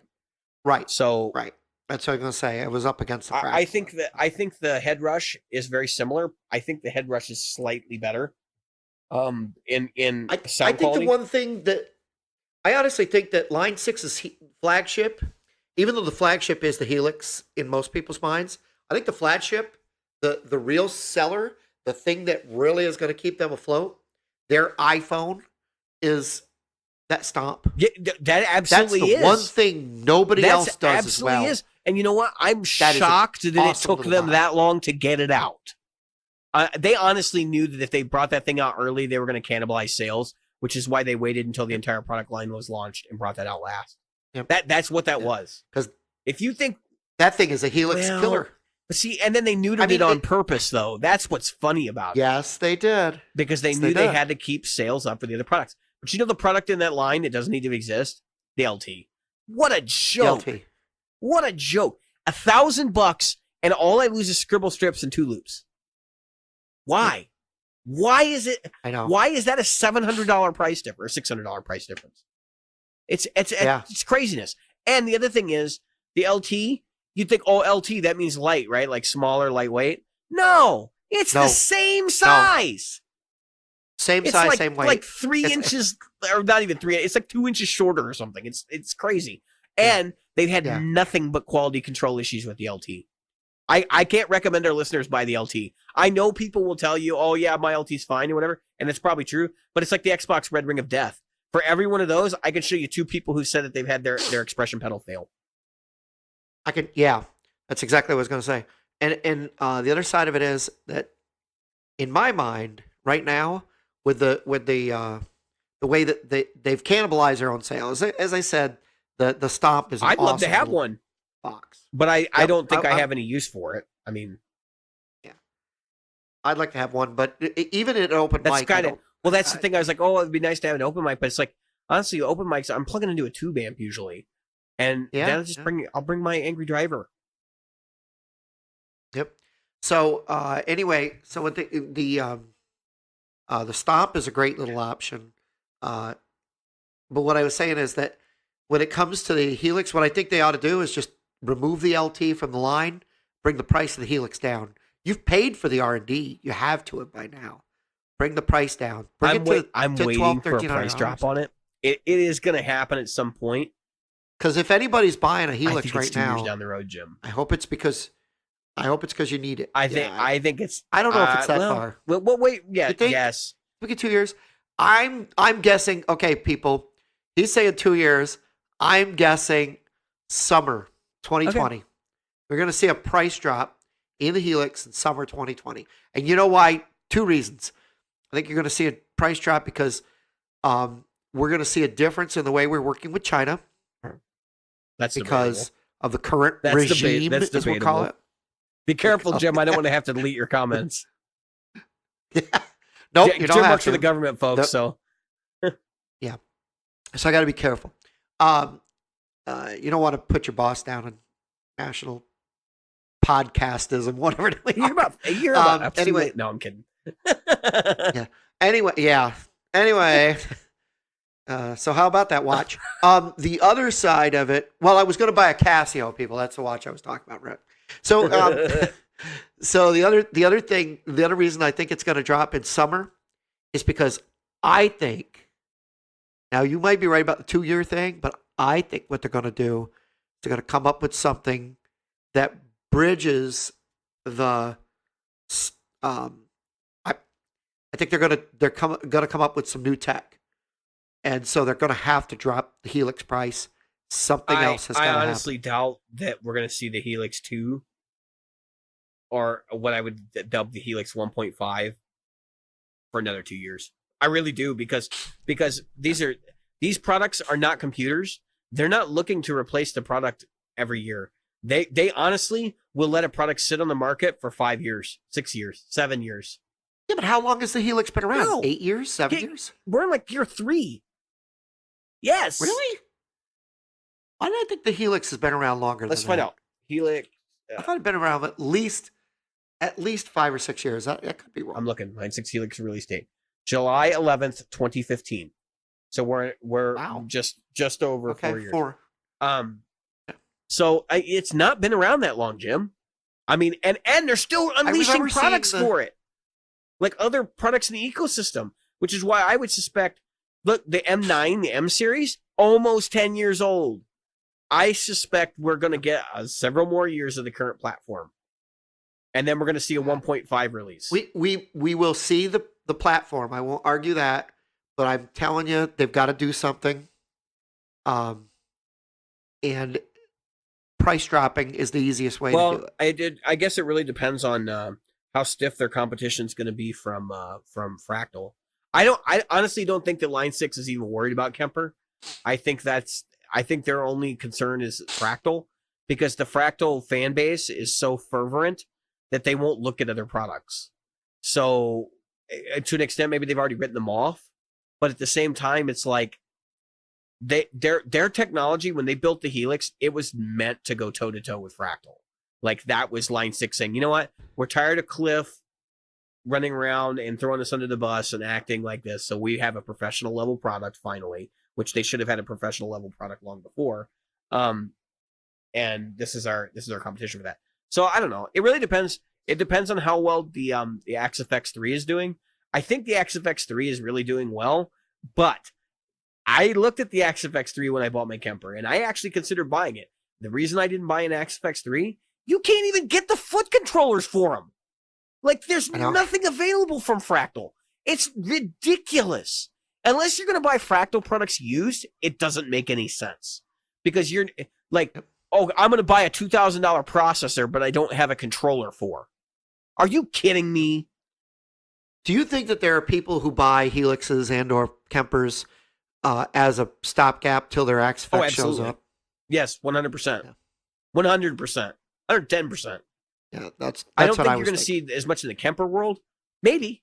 I think most of the people that are doing that are buying as a stopgap, like because they have gigs and they may have to go out and play, like bar gigs, that kind of thing. Because I don't think the majority of so yes, there are a lot of professional Fractal users. I'm not disputing that, but I think the majority of Fractal users are probably guys playing at home in their bedrooms.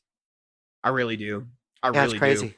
Crazy. And that thing's like a 2,000. Yeah, but the thing is, those guys in the 80s would have been the guys that had the Marshall JSIM 800 half stack in their house. Yeah, just so they could play in their. I can't tell you how many. Just so they could play in their bedroom. Like, I'm sure you grew up knowing people like that. I knew a guy who could not come to practice without a full stack. Yeah, 8. And what were the biggest? Speakers. What was the biggest? And a gigs you were JCM 800 on the. Oh, we played pizza joints. We did no. We played big clubs. We played 300 to 500 person clubs, but it was just funny to see that guy loading that thing, and he would always look at us like, "You're going to help me?" No, like, you're the idiot that's bringing two 4x12s to a band band rehearsal. I'm getting just as much out of a mic'd up 2x12. Yeah, I mean, at the time I had a 2x12. Yeah, I'm right there with you, Jim. I think practicality. Cue the show music. I think practicality is a big part of like being a modern guitar player because our position's not as relegated. Now I'm going to back up and I'm going to say. No, wait! I got to tell you about this one gig that just reminded me. Here in a minute. Hold on. So the guy rolls his 8x in, and I put my 2x12 on top of a 4x12, so I've got 6x12. I ran the output down 8 ohms, into 8 ohms. So I've got a 2x12 into a 4x12. We're both like loud. And what does the bass player show up with? One of those big old the one with the built-in dolly? Yeah. Yeah, with the built-in dolly and 8 10-inch speakers. He rolls that, puts it down, and I'm thinking, oh, big deal. He puts a Sun amp on top. Okay. He slaves another one for the other side and puts another 8. Jim. We were trying to outdo each other. This was a big club, by the way. This was a big club. I'm going to tell the real story here. Jim was in Judas Priest. Yeah. Or at least he was confused into believing he was in Judas Priest. Let me tell you something. So you had 16 10-inch speakers pushing bass, right? And you had... Did you have to change your underwear after the show? Oh, good Lord. It hurt bad to be on stage. And I was so glad. The other guy, I sang probably 45% of the 45% of the songs. 3 days later, he I regained his couldn't voice. hear. Oh, I couldn't hear a good thing I said. I was like, and it hurt. So Did you my play Ace of head. Spades? Yes, as a matter of fact, that was one of the songs we did. So I'll give you some of the set list. Dirty Deeds Done Dirt Well, Cheap. it sure was. So we had like six, because the bass player could sing AC/DC like you would not believe. So he sang like 6 AC/DC songs. So we did for those about to rock, we did Let There Be Rock, which is like an 8-minute guitar Pretty solo. much. We also did a song called "Were You Born at Toll." We also did a song that was called the Rodeo Song. Familiar. Yeah, most people know the lyrics to that, and if they don't, it's because they're good enough not to use good, so much they're good foul good language. people. They're good Christians. Not like Jim and I. And so anyway, yeah, not like me. That's why I have to go to church every Sunday and confess my sins. So anyway, we did this thing. We had Judas Priest. We did "Screaming for Vengeance" and "Victim of Changes," and that guy could hit some high notes. I can sing some high notes. And this was 10 years ago, maybe. The other guitar players passed away since. The poor guy died of cancer. Anyway, we did "Breaking the Law." And it sounded I'm sure so it all good. sounded It really good. did. But, It sounded really good, and it was you know so what's really funny, though, is I predicted, it was like, physically how many painful. songs in that set list did I predict? Like Ace of Spades. Oh, you probably predicted like all some of them. some of the Oh, yeah, Ace of AC/DC Spades. I was thinking in the back Go of my ahead. head. And I mentioned that Yep, you go thought ahead, you were in Sid. Judas Priest. So it's pretty Yep, clear, like, we were on the same wavelength. That's why everybody Oh, got and we did loud. We did Iron Maiden. We did Not Run to surprised. the Hills. The And perfect our segue. drummer was one of those. Boom, boom, boom, boom, boom, boom. And speaking of So- Iron Maiden, The gig I went to this weekend, Robert Jackson went to this as well. I got to see him there. We're just hanging out, talked for a little bit. He had nicer seats than I did. I was on the lawn. I got to be honest. Like, I've seen, concert DVDs and stuff of Iron Maiden, and I kind of knew what to expect. And I went with 2 guys that have been to like 5 different Iron Maiden gigs, who were actually kind of responsible for me being in the Maiden at all in the first place. And so Jim, first off, this was like Maiden in their heyday. Okay.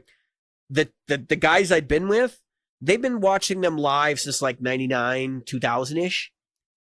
And my first Iron Maiden concert was 1980 or 81. it's like Round Killers. You saw them with Paul Di'Anno, Yep. So I'm here and I'm thinking like, oh, this is going to be like the 99 era touring, like where they're just basically like playing the songs and then overacting on stage and maybe a little bit of set piece here and there. Eddie's going to come out during the Trooper, This was not that. Okay. So they start out and they're playing Aces High. Well, actually, what happens first is they show a commercial for the app they're plugging because they have a game app, right? So Iron Maiden is the cool version of Kiss. If you haven't realized this, they're the cool version of Kiss. I know I'm going to get so much crap from you, Nick. In the sense that like they marketed themselves, but it almost feels like their marketing is like super specific and they pick the right things. Because this is the second video game that Iron Maiden has done, right? They did Ed Hunter. I think it was out for the Sega Saturn or something like that. Oh yeah, that's right. And both games featured like original music and stuff that they were putting in the games. I think the iPhone app is, or the app that they've got out for mobile, I think is not original music. I think it's a lot of the existing music. But what was cool is they played the video and some people were kind of joking and talking about like, yeah, I played the game, it wasn't that good or whatever. I don't know if any of them actually had. But then all of a sudden, like it was starting to get dark, and then all the screens that are at the venue start playing World War II footage of people running to get in the airplanes, and they're spinning.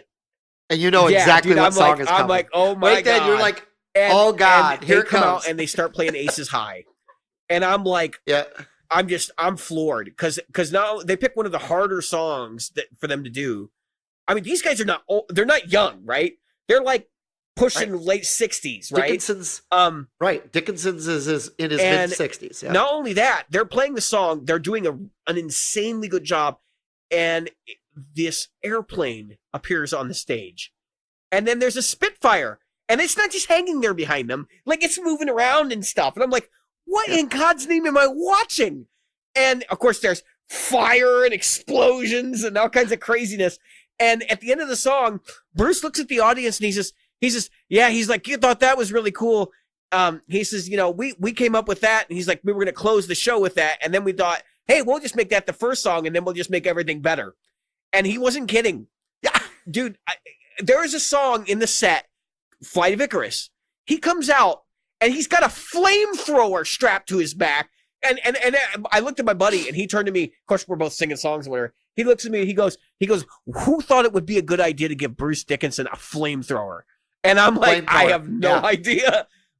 Dude, it was incredible. I've never been to a show that was like that theatrical in my life. And I've been to see the musical box, right? And the Genesis stuff. Right. But this was a whole other level. And so like they played Number of the Beast, and like the Beast came out of the stage and it was just like, it was the size of a car. You know, it was massive, and you could see the arms moving, and it was like it was interacting with the band. Of course, Bruce was running around with a bloody sword for a couple songs, and during the Trooper, Eddie came out. They swashbuckled, and then he shot Eddie, and he blew up, and then did he kill Eddie? Yeah, I was gonna say yeah, like he always does, right? So awesome, which is great. But what was cool about the set list and the performance, I didn't get to hear three songs I really wanted to hear. 22 Acacia Avenue, which is fast becoming one of my favorite Maiden songs ever. And I didn't get to hear Power Slave, which has been a staple of their set for a long time. Yeah. And no Wrathchild. No. Really? Okay, so my first Maiden was Paul Di'Anno. Then I saw Bruce Dickinson. So it was like, and I bet you, like band. they completely changed when Dickinson came in the band. Yeah, Paul Di'Anno was more punk rock. Sorry, Dickinson was operatic almost. Very very Rob Halford in his delivery. In the heyday, Green Man Alishi, Victim of Changes type thing. So here comes Dickinson. Way back then, we're talking 81, 82. Number of the Beast. And he comes out and he slays Eddie. Even back then, slays Eddie, cuts his head. And that part might have been when he cuts his head off. What might have been Power Slave. After you see it so they all started to run together. But what was awesome about every single time I saw them was the now you've seen them in a new iteration that was completely different. Because when I would see them, it would be a new album, right? So it was 666 Number of the Beast. Everything was Number of the Beast. Everything on stage. Then I saw them in Power Slave. I think Power Slave was next. No. Yeah, Power Slave. Power Slave was the pyramid set. Right. Peace of Mind was next. That was Flight of the Icarus, Flight I think. Of the Icarus and that kind of stuff. Then Power Slave comes out. They had a pyramid, and that's when they introduced the planes. They brought the planes out, and they did the same type of thing. But every time that I saw them, they didn't take away, they added. So by the time Seventh Son of the Seventh Son tour, and those who have seen them, those who saw them during that, everything was the old stuff. They brought out but they had like 7 Eddies, but they were all like in ice. They were like encased in ice. It wasn't real ice, obviously. They were just blue, and lighting and smoke and fog machines and everything else. It just made it look like they were in ice. But let me tell you, Dickinson, even now, because I've seen them, I saw them last, I don't know, 2 tours ago or last tour. It's been a few years. He doesn't slow down. He's running around that stage like he's 20 years old. Still does. He's jumping off drum risers and like notes. Dude, he's an opera singer. First off, like there's no way you can sing like him unless you got an opera coach somewhere. And just jumping off like the craziness and like swinging across, running around with a flamethrower. It was just I honestly, you couldn't tell the dude had cancer. And the comment was made because somebody looked. I saw him before the cancer. Somebody that's how long. Looked up the set list from like a couple of shows the night, like before we would see him. And I specifically asked not to be told what was on it. And he told me, he said, it looks like they're kind of slowing down, like they're getting older. And at the end of this set, him and I were talking about, I'm like, yeah, that didn't happen. Cause he's like, I don't know what I was thinking, because he's like, everything they picked was like harder for him to sing. And so I'm gonna, if you're a Maiden fan, you're planning to go see him, you don't want to know the set list, plug your ears. But I'm gonna read the set list. I've got it up on screen here. Spoiler alert. Start off with Aces High, Where Eagles Dare, 2 minutes to 2 minutes to midnight, song. The Klansman, The Trooper, Revelations, For the Greater Good of God, The Wicker Man, Sign of the Cross, which, oh my God, Bruce Dickinson singing Sign of the Cross because he didn't do it originally. Whoa. I wish they would redo those records with him on them. I know, man. Flight of Icarus. Those 2 records. Fear of the Dark, the Number of the Beast, obviously. Iron Maiden. The Encore was The Evil That Men Do. Hallowed Be Thy Name. Oh my God. Dude, that's at the end of the set. Holy. How? And it was so good that like everybody was just figuring the band was done when they got done with that song. We were all just sitting there like, well, that's that. And then they turn around and they play Run to the Hills. Oh my God. I mean, you want to talk about vocally hard. First of all, folks, if you're not a singer, every one of those songs is like running a marathon. It really is. It takes so much breath. You can tell by listening to him. It's just like insane breath control. Now I'm going to ask you this because you were there. I could never tell when I saw them that they tuned down. Never felt they're playing in standard tuned down at all. Now they did. So the last record, I think they had some songs that were tuned down to D, but those were songs that were tuned down to D, and they didn't perform any of them. Right. And I think that's because those were songs that were better tuned. Yeah, exactly. No, it's they made a conscious decision that that these songs would sound better heavier. That was kind of like the logic behind it. Okay, spoilers over. Yeah, so you can unplug your ears. Spoilers are over. But you heard from that set list. I mean, it's just nuts. Oh my God. And some of my favorite songs that you probably haven't seen them perform. I don't think I've ever seen them perform Where Eagles Dare anywhere. Okay. I have. That one I have seen. Now, what was cool was, Seventh Son of the Seventh Son, that was right before the breakup. Yeah, when Bruce split. Because at that point, they'd already had Yannick. Fear of the Dark was next. At that point. And Adrian Yannick Gers had left. So the lineup is now, and they did, all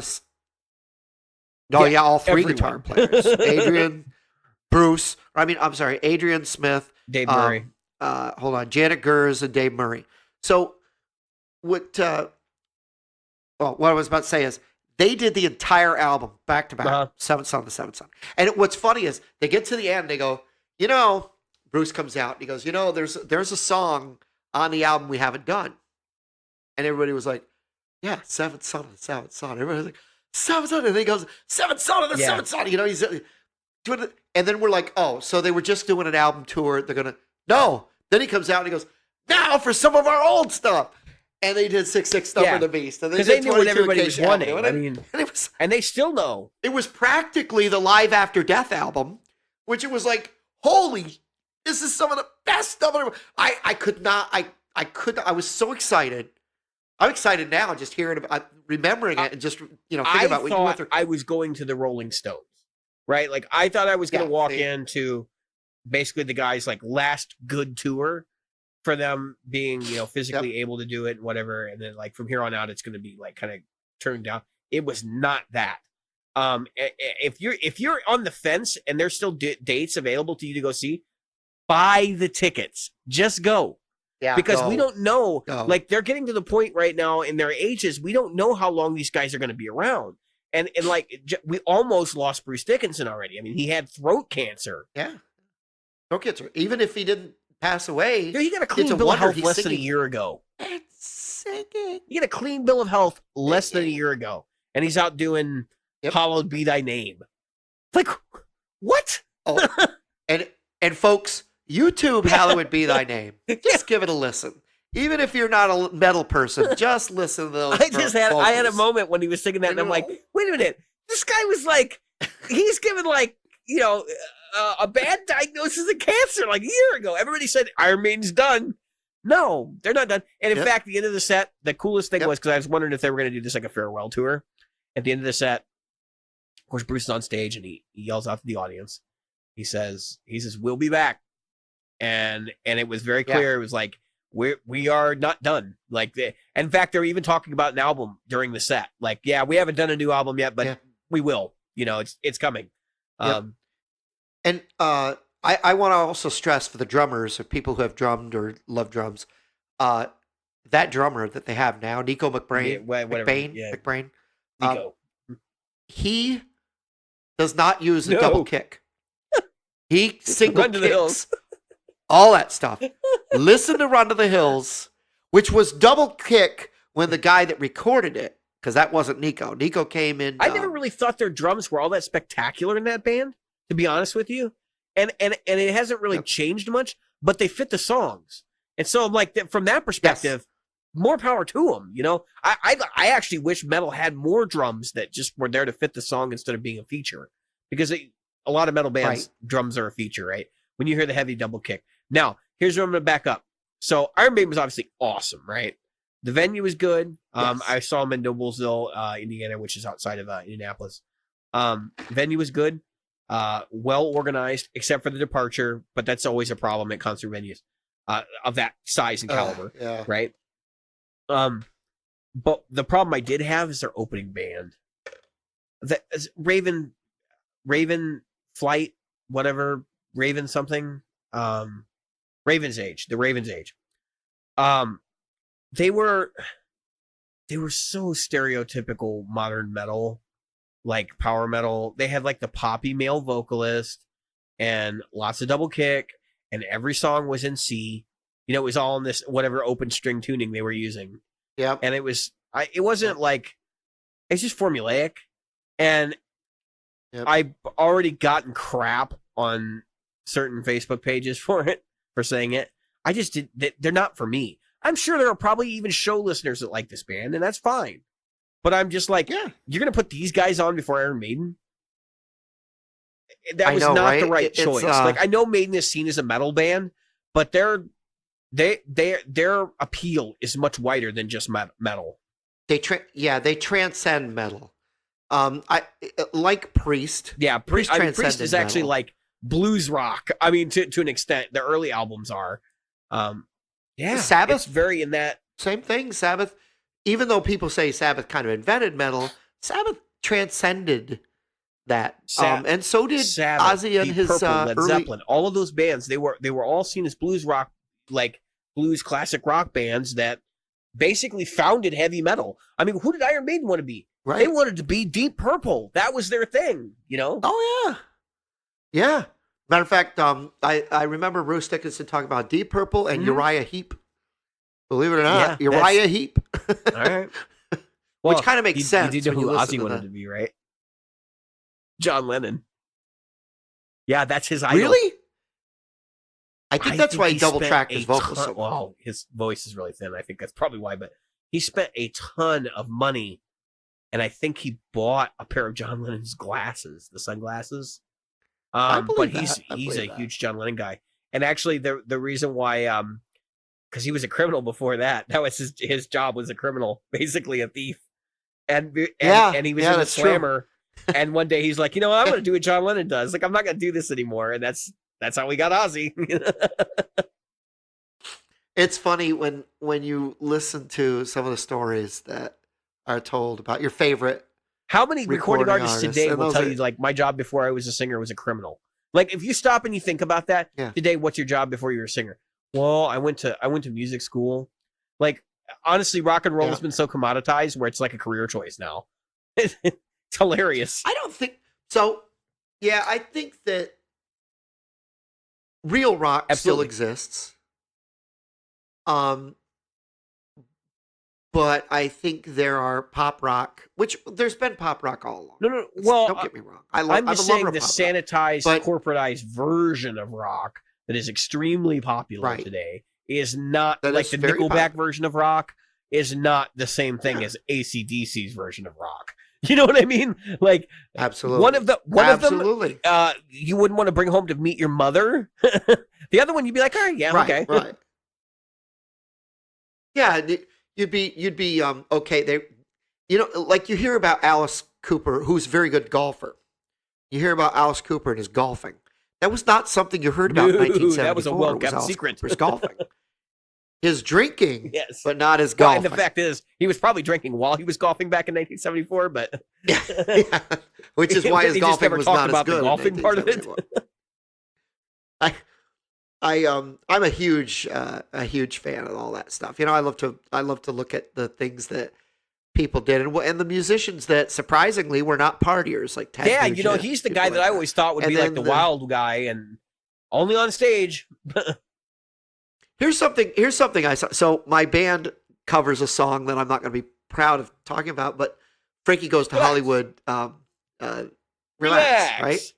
There's the original video for Relax has this girl come out, and of course it's relax, don't do it when you want to, All right, so this girl comes out, she's in a black heady thing, like a bikini almost thing, and dancing around the whole time behind the band, and the guy who is not really into girls. It's known. Is and it's cool, it's fine. And the other guy, and so it's it's a waste of her doing this, dancing half naked on the stage the whole time in the video. But what's funny is if you watch the video at the end, there's a dude that picks up a Telecaster, and he's playing along. Then he puts the Telecaster down, grabs the girl, and walks off. Who? You know who that is? Lenny. That's Lenny from freaking the From Motorhead, Lemmy. Well, Lemmy, yeah. Motorhead, yeah. Thank you. Lemmy. not Lemmy, Stevie Ray thank Vaughan's you. Lenny. I said Lenny, yeah. No, Lemmy. It was Lemmy. And I was like, wait a minute, that's because the guy's wearing dark sunglasses. Like you're not, but he's in this super pop video. I mean, it's like the poppiest video I've ever seen. And there's Lemmy. He comes on and he grabs the girl and he just grabs her by the waist and walks her off. That sounds like a Lemmy. It's just as sweet as you. Yeah, it was so funny to watch that. That I said, I got to watch that like 10 times. And I said, is that Lemmy? And then some, a bigger fan, because I wasn't a huge, fan of Motorhead, but I loved, the hit, but I wasn't a huge, like, deep cut Motorhead fan. I was more of a Molly Hatchet fan. I was more of a AC/DC I left this out. fan. I got wrist wraps from wrist Oh, wraps. yeah. So how do you like those? They sent me free of charge, right? And I wasn't soliciting to get them. I actually asked them a question about what this would help with. And they were like, oh, you have a podcast. Here, what's your mailing address? And then they showed up in my mail. I don't have I don't have an opinion yet. I've only worn them a couple times. They seem to be helping.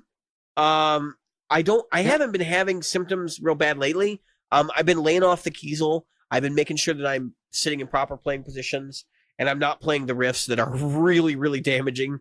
But at the same time, like, it doesn't take a whole lot to work my hand into a frenzy with that guitar. So I think it's helping. But I want to do a long term on these. I want to come back in a week or two, and I want to talk about long term what the experience has been. Well, I will say this: construction wise, like they're not. So I expected them to be like more like the medical thing I had. They're really not. But the cool thing about it is they breathe better because the medical stuff like doesn't breathe, and your arm gets really hot, and it's not a fun procedure. But I think these would help anyone, not necessarily people who are looking for a boost in, some sort of medical way. But if you want to keep your wrist straight or to try and promote good wrist health while playing, these might work for you. Because they're going to keep your wrist, like they're going to remind you to keep your wrist straight while you're playing. Well, send me a link because I'd like to get us out of those. I can, you know what? I can probably, let me wear them and then I'll send you them. You could probably just wash it. They're cotton. Okay. You can throw them right in the washer. Yeah. And Okay. You can let me know how they do. Because again, I'd love to go back to these guys and say, hey, we love the product. If we do like it, and talk to them about getting a discount code or something for our listeners. So, yeah, that'd be great because it would be super awesome to see some of the to see the results because I've been having a little trouble here lately, which I wasn't having before. But I'm gonna shut my mouth because I have some really bad jokes that not appropriate for this episode. Yeah, they're terrible because the way I showed it.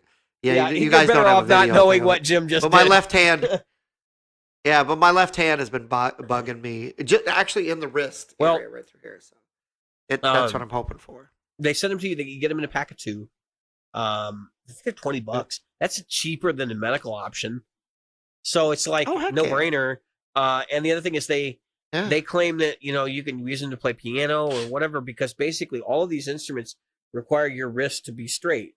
And really, what happens when you're playing a 7-string guitar is your hand hooks underneath. And then to play those lower 7 strings, it actually, you can see this is normal. Playing like this, Jim, because he can see my fingers are forming a 90-degree angle. Yep. That's normal. That's how you play guitar, right? Yeah. When you start reaching for that 7 string, you see what my wrist does? It bends further. You do this. And that's not what you want. You do this. You really want your wrist to stay like a straight angle with your fingers and your hand doing the curving.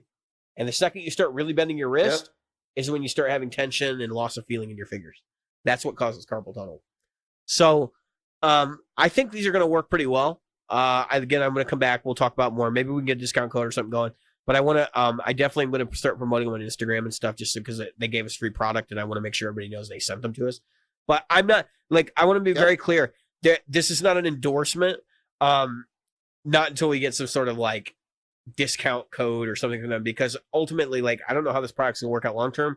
And number 2 is, I don't like taking free product and then turning around into a review. We talked about that earlier in the episode.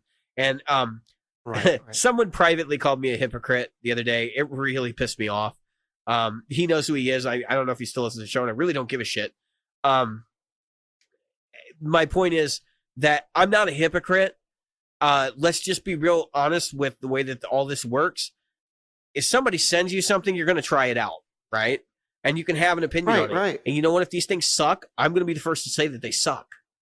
Because let's face it, I don't mind saying things suck. Remember all the crap I've gotten for saying that Epiphone sucks or other podcasts suck or I don't think actually ever said another podcast sucked, did I, Jim? I don't think that ever came up. But no, you did not. No, you that's never not actually what was said. said. And no, we and have I would never say that about a fellow podcast. We're all in this together. We need to be elbow to elbow and make our format work. But I'm no stranger to giving my honest opinion and assessment about something. Jim told me earlier that he bought the katana. What did I send you? I sent a meme of Mike Tyson laughing. Yeah, Mike Tyson laughing at me. I'm like, real, dude? More for about real? the fact that I Yes, I totally stole that from my wife who's sitting in the room in the background. She's chiming in. You stole that from me. No, I borrowed it. And but borrowed it. I have no problem sharing my opinion with others. It's one of the things that people hate about me. I'm completely candid and I'm completely candid. He's told me. He says that amp right there is a piece of garbage. You just bought that hot garbage. Sucks.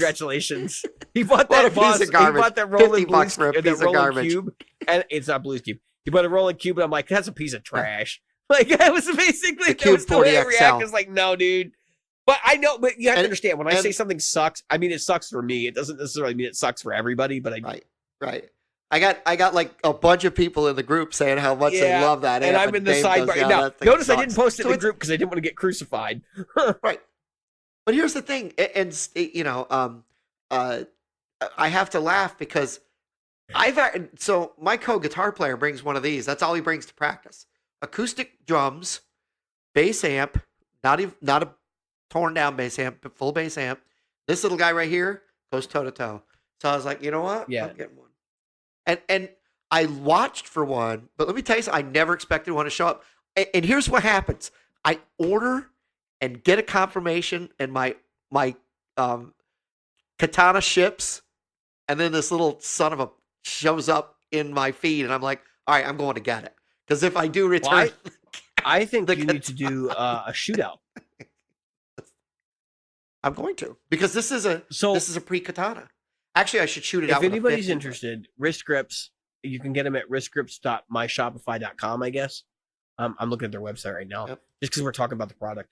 If you haven't seen them, because they were mentioned in the group by Stephen Conradi, when I was going through all my issues, like that's what they are. You can order them from them. They're cheap. They're like $20. Who cares? And actually, in all honesty, I was planning on buying them myself. The fact that they sent them to me was incidental. And I did do a double take when they said, "Give me your address." I thought they were going to give me a shipping quote or something, and then I realized, no, they're going to send these to me. And I was like, oh crap! Now I'm getting free stuff, so now I'm biased. No, you're not biased. We're gonna try them.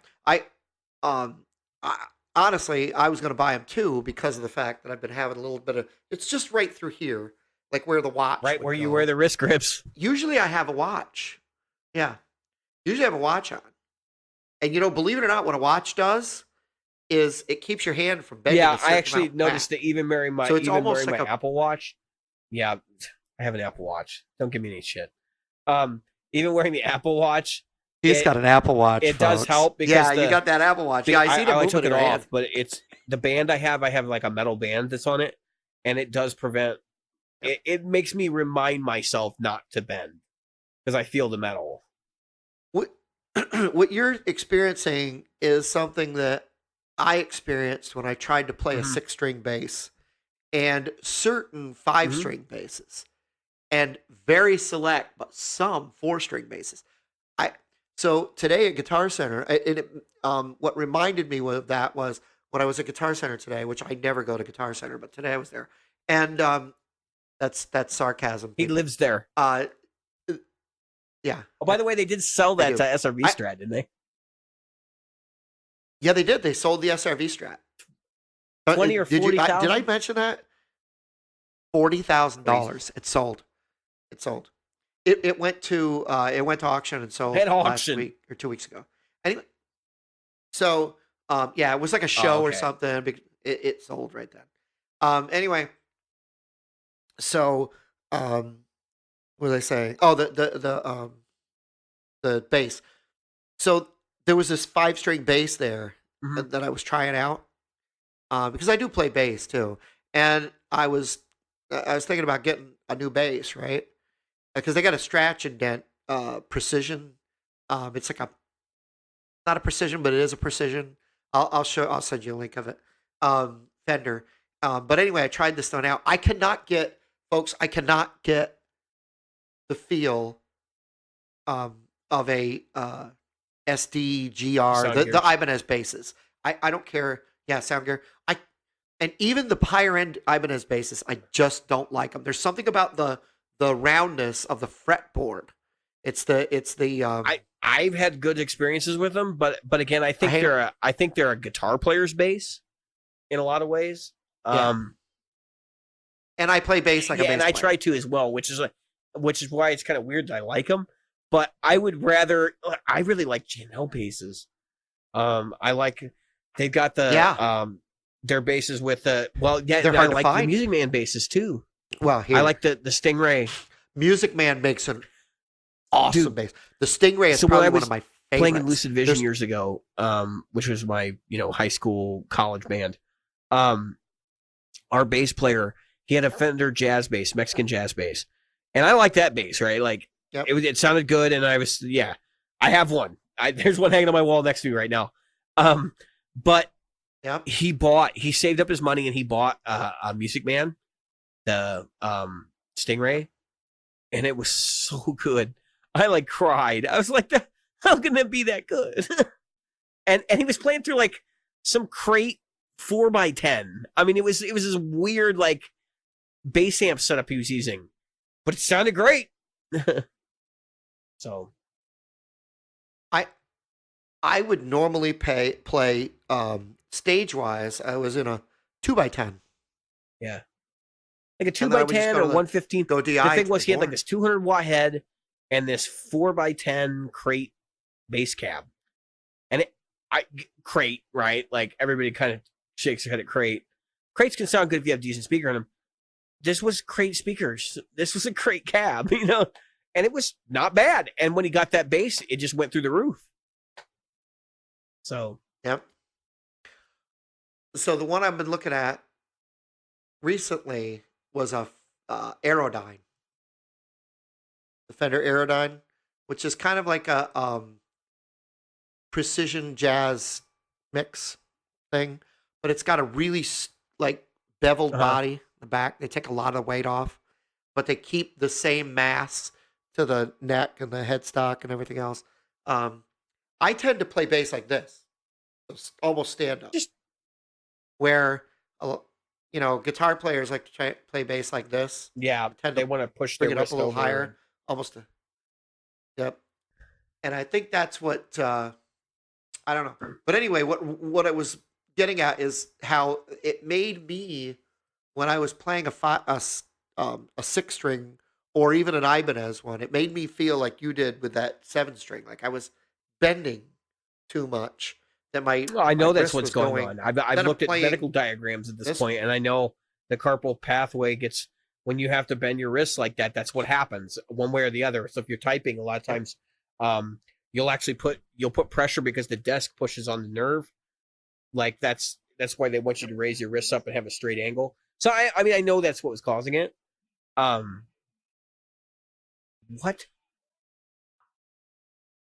There's like crazy metal music in my room right now, and I guess Alexa did it on her own. And my wife just goes, "Alexa, stop!" And I'm like, "Yes, do stop, do stop, Alexa." All right. So I have one more realization I want to share with our audience, and it's maybe horn tooting or whatever, but when you start your first band or like you play your first band, it always happens really naturally, right? Like you just end up playing with a couple dudes and it like keeps happening over and over or whatever. I set out when I first started playing with my buddy Anthony. He's a drummer. We were in class together and I was like, "Hey, I play guitar." And he's like, "I play drums." I'm like, "Oh, I'll come over and we'll play together." And then like we played once and it was really clear, like we both want to start a band. Like, what do we got to do? So we kind of sat down and we hashed out a plan. I was like, "Well, we need a bass player and we need a singer." And nobody had any thought. I've been playing guitar about 2 years at that point. Nobody had any thought to themselves, like, maybe we need another guitar player. Or maybe, maybe we need another, that was my big thing. Like, we need another guitar player. Maybe we need keys or something. What does that mean? Because most people, I think, when they've only been playing about 2 years, they kind of go, their first band experience, like, well, I'm going to play in this other guitar player's band. That's not what I did. I playing in a power trio is hard enough, which we ended up being most of the time. Playing in a power trio is hard, right? Because you got to carry the weight of like a 4 or 5 piece band. I mean, it's basically what it is. And I did that without even thinking about it. I was just like, yeah, I'll do all the guitar parts. That's fine. I'll play rhythm and lead at the same time. It's cool. And that's, I like this. Never even gave a second thought to it. Now I'm thinking about it now as an adult, like having to play the tracks and stuff. And I'm like, I really don't want to take out these rhythm tracks because then I lose my safety net. And I'm going in completely the opposite direction. Like, if you really stop and you think about that for a minute, what that means, it's kind of creepy. Like, I was fearless back then, just totally fearless. And now I'm not that way at all. Like, I listened to this is coming up because I listened to some of my old recordings the other day. I did an import from an old drive that I'm decommissioning, and there was some of the material that we did like 10 plus years ago on there. And actually, as a guitar player, I don't sound that much different. I mean, I'm obviously technically better, but the vast majority of my style and a lot of my licks were already formed back then. And it was kind of enlightening because it's like, well, I've come a long way, but I'm still me, But just thinking about the fact that, we only had one guitarist that whole time. Like, we didn't even have a singer who played guitar or anything. Yeah, I had, when I was younger, same type of thing. I was fearless. I would play anywhere, anytime. So he said, need a guitar player. You're like, need to play. I got this. I'm in. I got it. I got this. Don't worry about it. Even though they're like, send me the material the night before. Sometimes they would send it to me a month before, and I wouldn't look at it. You wouldn't even look at it, and you'd be like, oh, I got that gig tomorrow. Oh shit! I should probably look at this. So I was, because we're coming up on 2 hours, but yeah. That's why I wanted to end never this. forget the feeling of standing up there, and suddenly it's your quote unquote turn. You are about to do what you're supposed to do, whether it's to take a solo or whatever. And right now I play with a guy that played with, by the way, he played with Les Paul, Les Paul, not the guitar, the guy. Okay? So when he nods to me to take a solo, I mean, I'm happy to be in his band. Yeah. I'm like, yeah, I'm standing next to this guy. And, the other night, he said, somebody goes, you should get a Les Paul. He goes, I got one. He goes, oh, really? And he goes, yeah, it's a 1965 Les Paul, white custom. He says, oh, and he goes, so why don't we ever see it? Because it's signed by Les Paul from when I used to play with Les Paul in the 70s. Yeah. The look of panic on the other person's face. Like, yeah, and the other guy was like, you see him because he's this Les Paul guy. He's like, yeah. Suddenly he's like, yeah, here, let me get on the phone with my buddy Joe Bonamassa. Yeah. Well, that's just it. Yeah, that actually, yeah, Joe was in town, and so it's just funny to have that, and to have his level of musicianship in the band. It's just incredible. But he nods to me, and so one day I said to him, I said, because we only played together for a month. I said, man, every time you nod to me, I'm like, I don't know what to do. I just experienced you playing, and I don't. And he goes, I got to be honest with you, Jim. He goes, I know you don't play a lot of notes, but what you do play, he goes, you play it with passion, and you play it where, I know exactly what you want to say. And he goes, and there's nothing wrong with that. He goes, you sound great. Nothing more you can ask for. And to have a guy like that say, you sound great, you sound fine. I go, oh man, I was so worried about my tone. He goes, you overthink the whole thing. We all do. And that's the thing. That's what I want to get at. We overthink it. We're our own worst critics. We're our own worst enemies. Dude, when I was younger, like, I remember we were at a rehearsal space, and there was a Marshall MG50 sitting there, and somebody had left in the rehearsal space. It was actually because we shared it with another band in one of our band members' houses. And I'm like, I'm going to plug into this today. And, dude, I played the whole rehearsal that way. I was like, man, this thing sounds really good. Yeah. Now I'm looking back at myself, and I'm like, you idiot. Because I was unspoiled at that time. Like, I didn't know any better. And so it sounded fine to me, and it probably was fine. And it definitely would have been fine to the audience. But now I'm looking back, and I'm like, you moron. Like, you spoiled yourself. What are you doing? You could have been happy with a Marshall MG. Exactly. And nobody would have cared. The only people that would have cared were the guys with their arms crossed in the back of the bar. And I just want to say that as long as nobody tells me that there's an awesome guitar player in the audience, I'm fine. I don't care if there's an awesome one in the audience or not. My goal is not to impress them. That honestly, that's the way I get through like playing now. If I'm going into an open mic, I know there are other guitar players there. I try to think of myself as like being on the same level as them, even if I'm not, because at the end of the day, we all got to relate to one another. We're all musicians. We're all trying to do the same thing, which is to like make something of what we're doing right now. And so I'm not going to say anything negative about them, and they're not going to say anything negative about me, hopefully. But I'm not there for them. I'm there for the guy that's buying the beer in the back, because that's going to keep that place going. That's right. Because that person with their arms crossed and their bad attitude. How many drinks do most of your musicians drink when they go into an open mic? They drink water. One or two beers. Or they drink a beer. Like one or two beers. I have been to some places where they're like the table's loaded, and you're like, that dude dropped $100 to go to open mic. It's like, what an idiot. That's crazy. No, I don't think that. I'm like, that's crazy. How is this guy standing up? Yeah, exactly. what ticks me off is that same guy you're talking to. Yeah, he's usually the one that just like fumbles through a set. He goes super good. Yeah, he's like, and then he gets up on the stage like, yeah, oh, it's like Yngwie freaking Malmsteen just like unleash the beast. You know, you're just like, what am I doing here? He's Stevie Ray Vaughan. Yeah. He's got Jimi Hendrix licks downtown. I go, man. We're gonna finish the show real quick. But that is the legend of the drunken master, the guy that's really drunk and plays like crap when he's sober. When he drinks, and all of a sudden he becomes Stevie Ray Vaughan. You know, I've seen it. I've physically seen it. There's a friend of mine. He could not drink until he had 2 doobies and a beer, and so he had to smoke a couple of joints. He'd smoke at least 1 joint, but during the night he'd smoke 2 or 3. Every break and before the gig he'd have a joint, and then he'd have 2 or 3 Pretty soon beers. It'll be illegal. But yeah, it's not legal in that state. Yeah. Anyway, I had to think about it, but I think he's got a medical card now. But anyway, so who doesn't? Yeah. But he was the kind of guy who could not focus unless he was out of it. I have to be in it to focus. He was out of. I drink 2 beers and I can't form a G chord.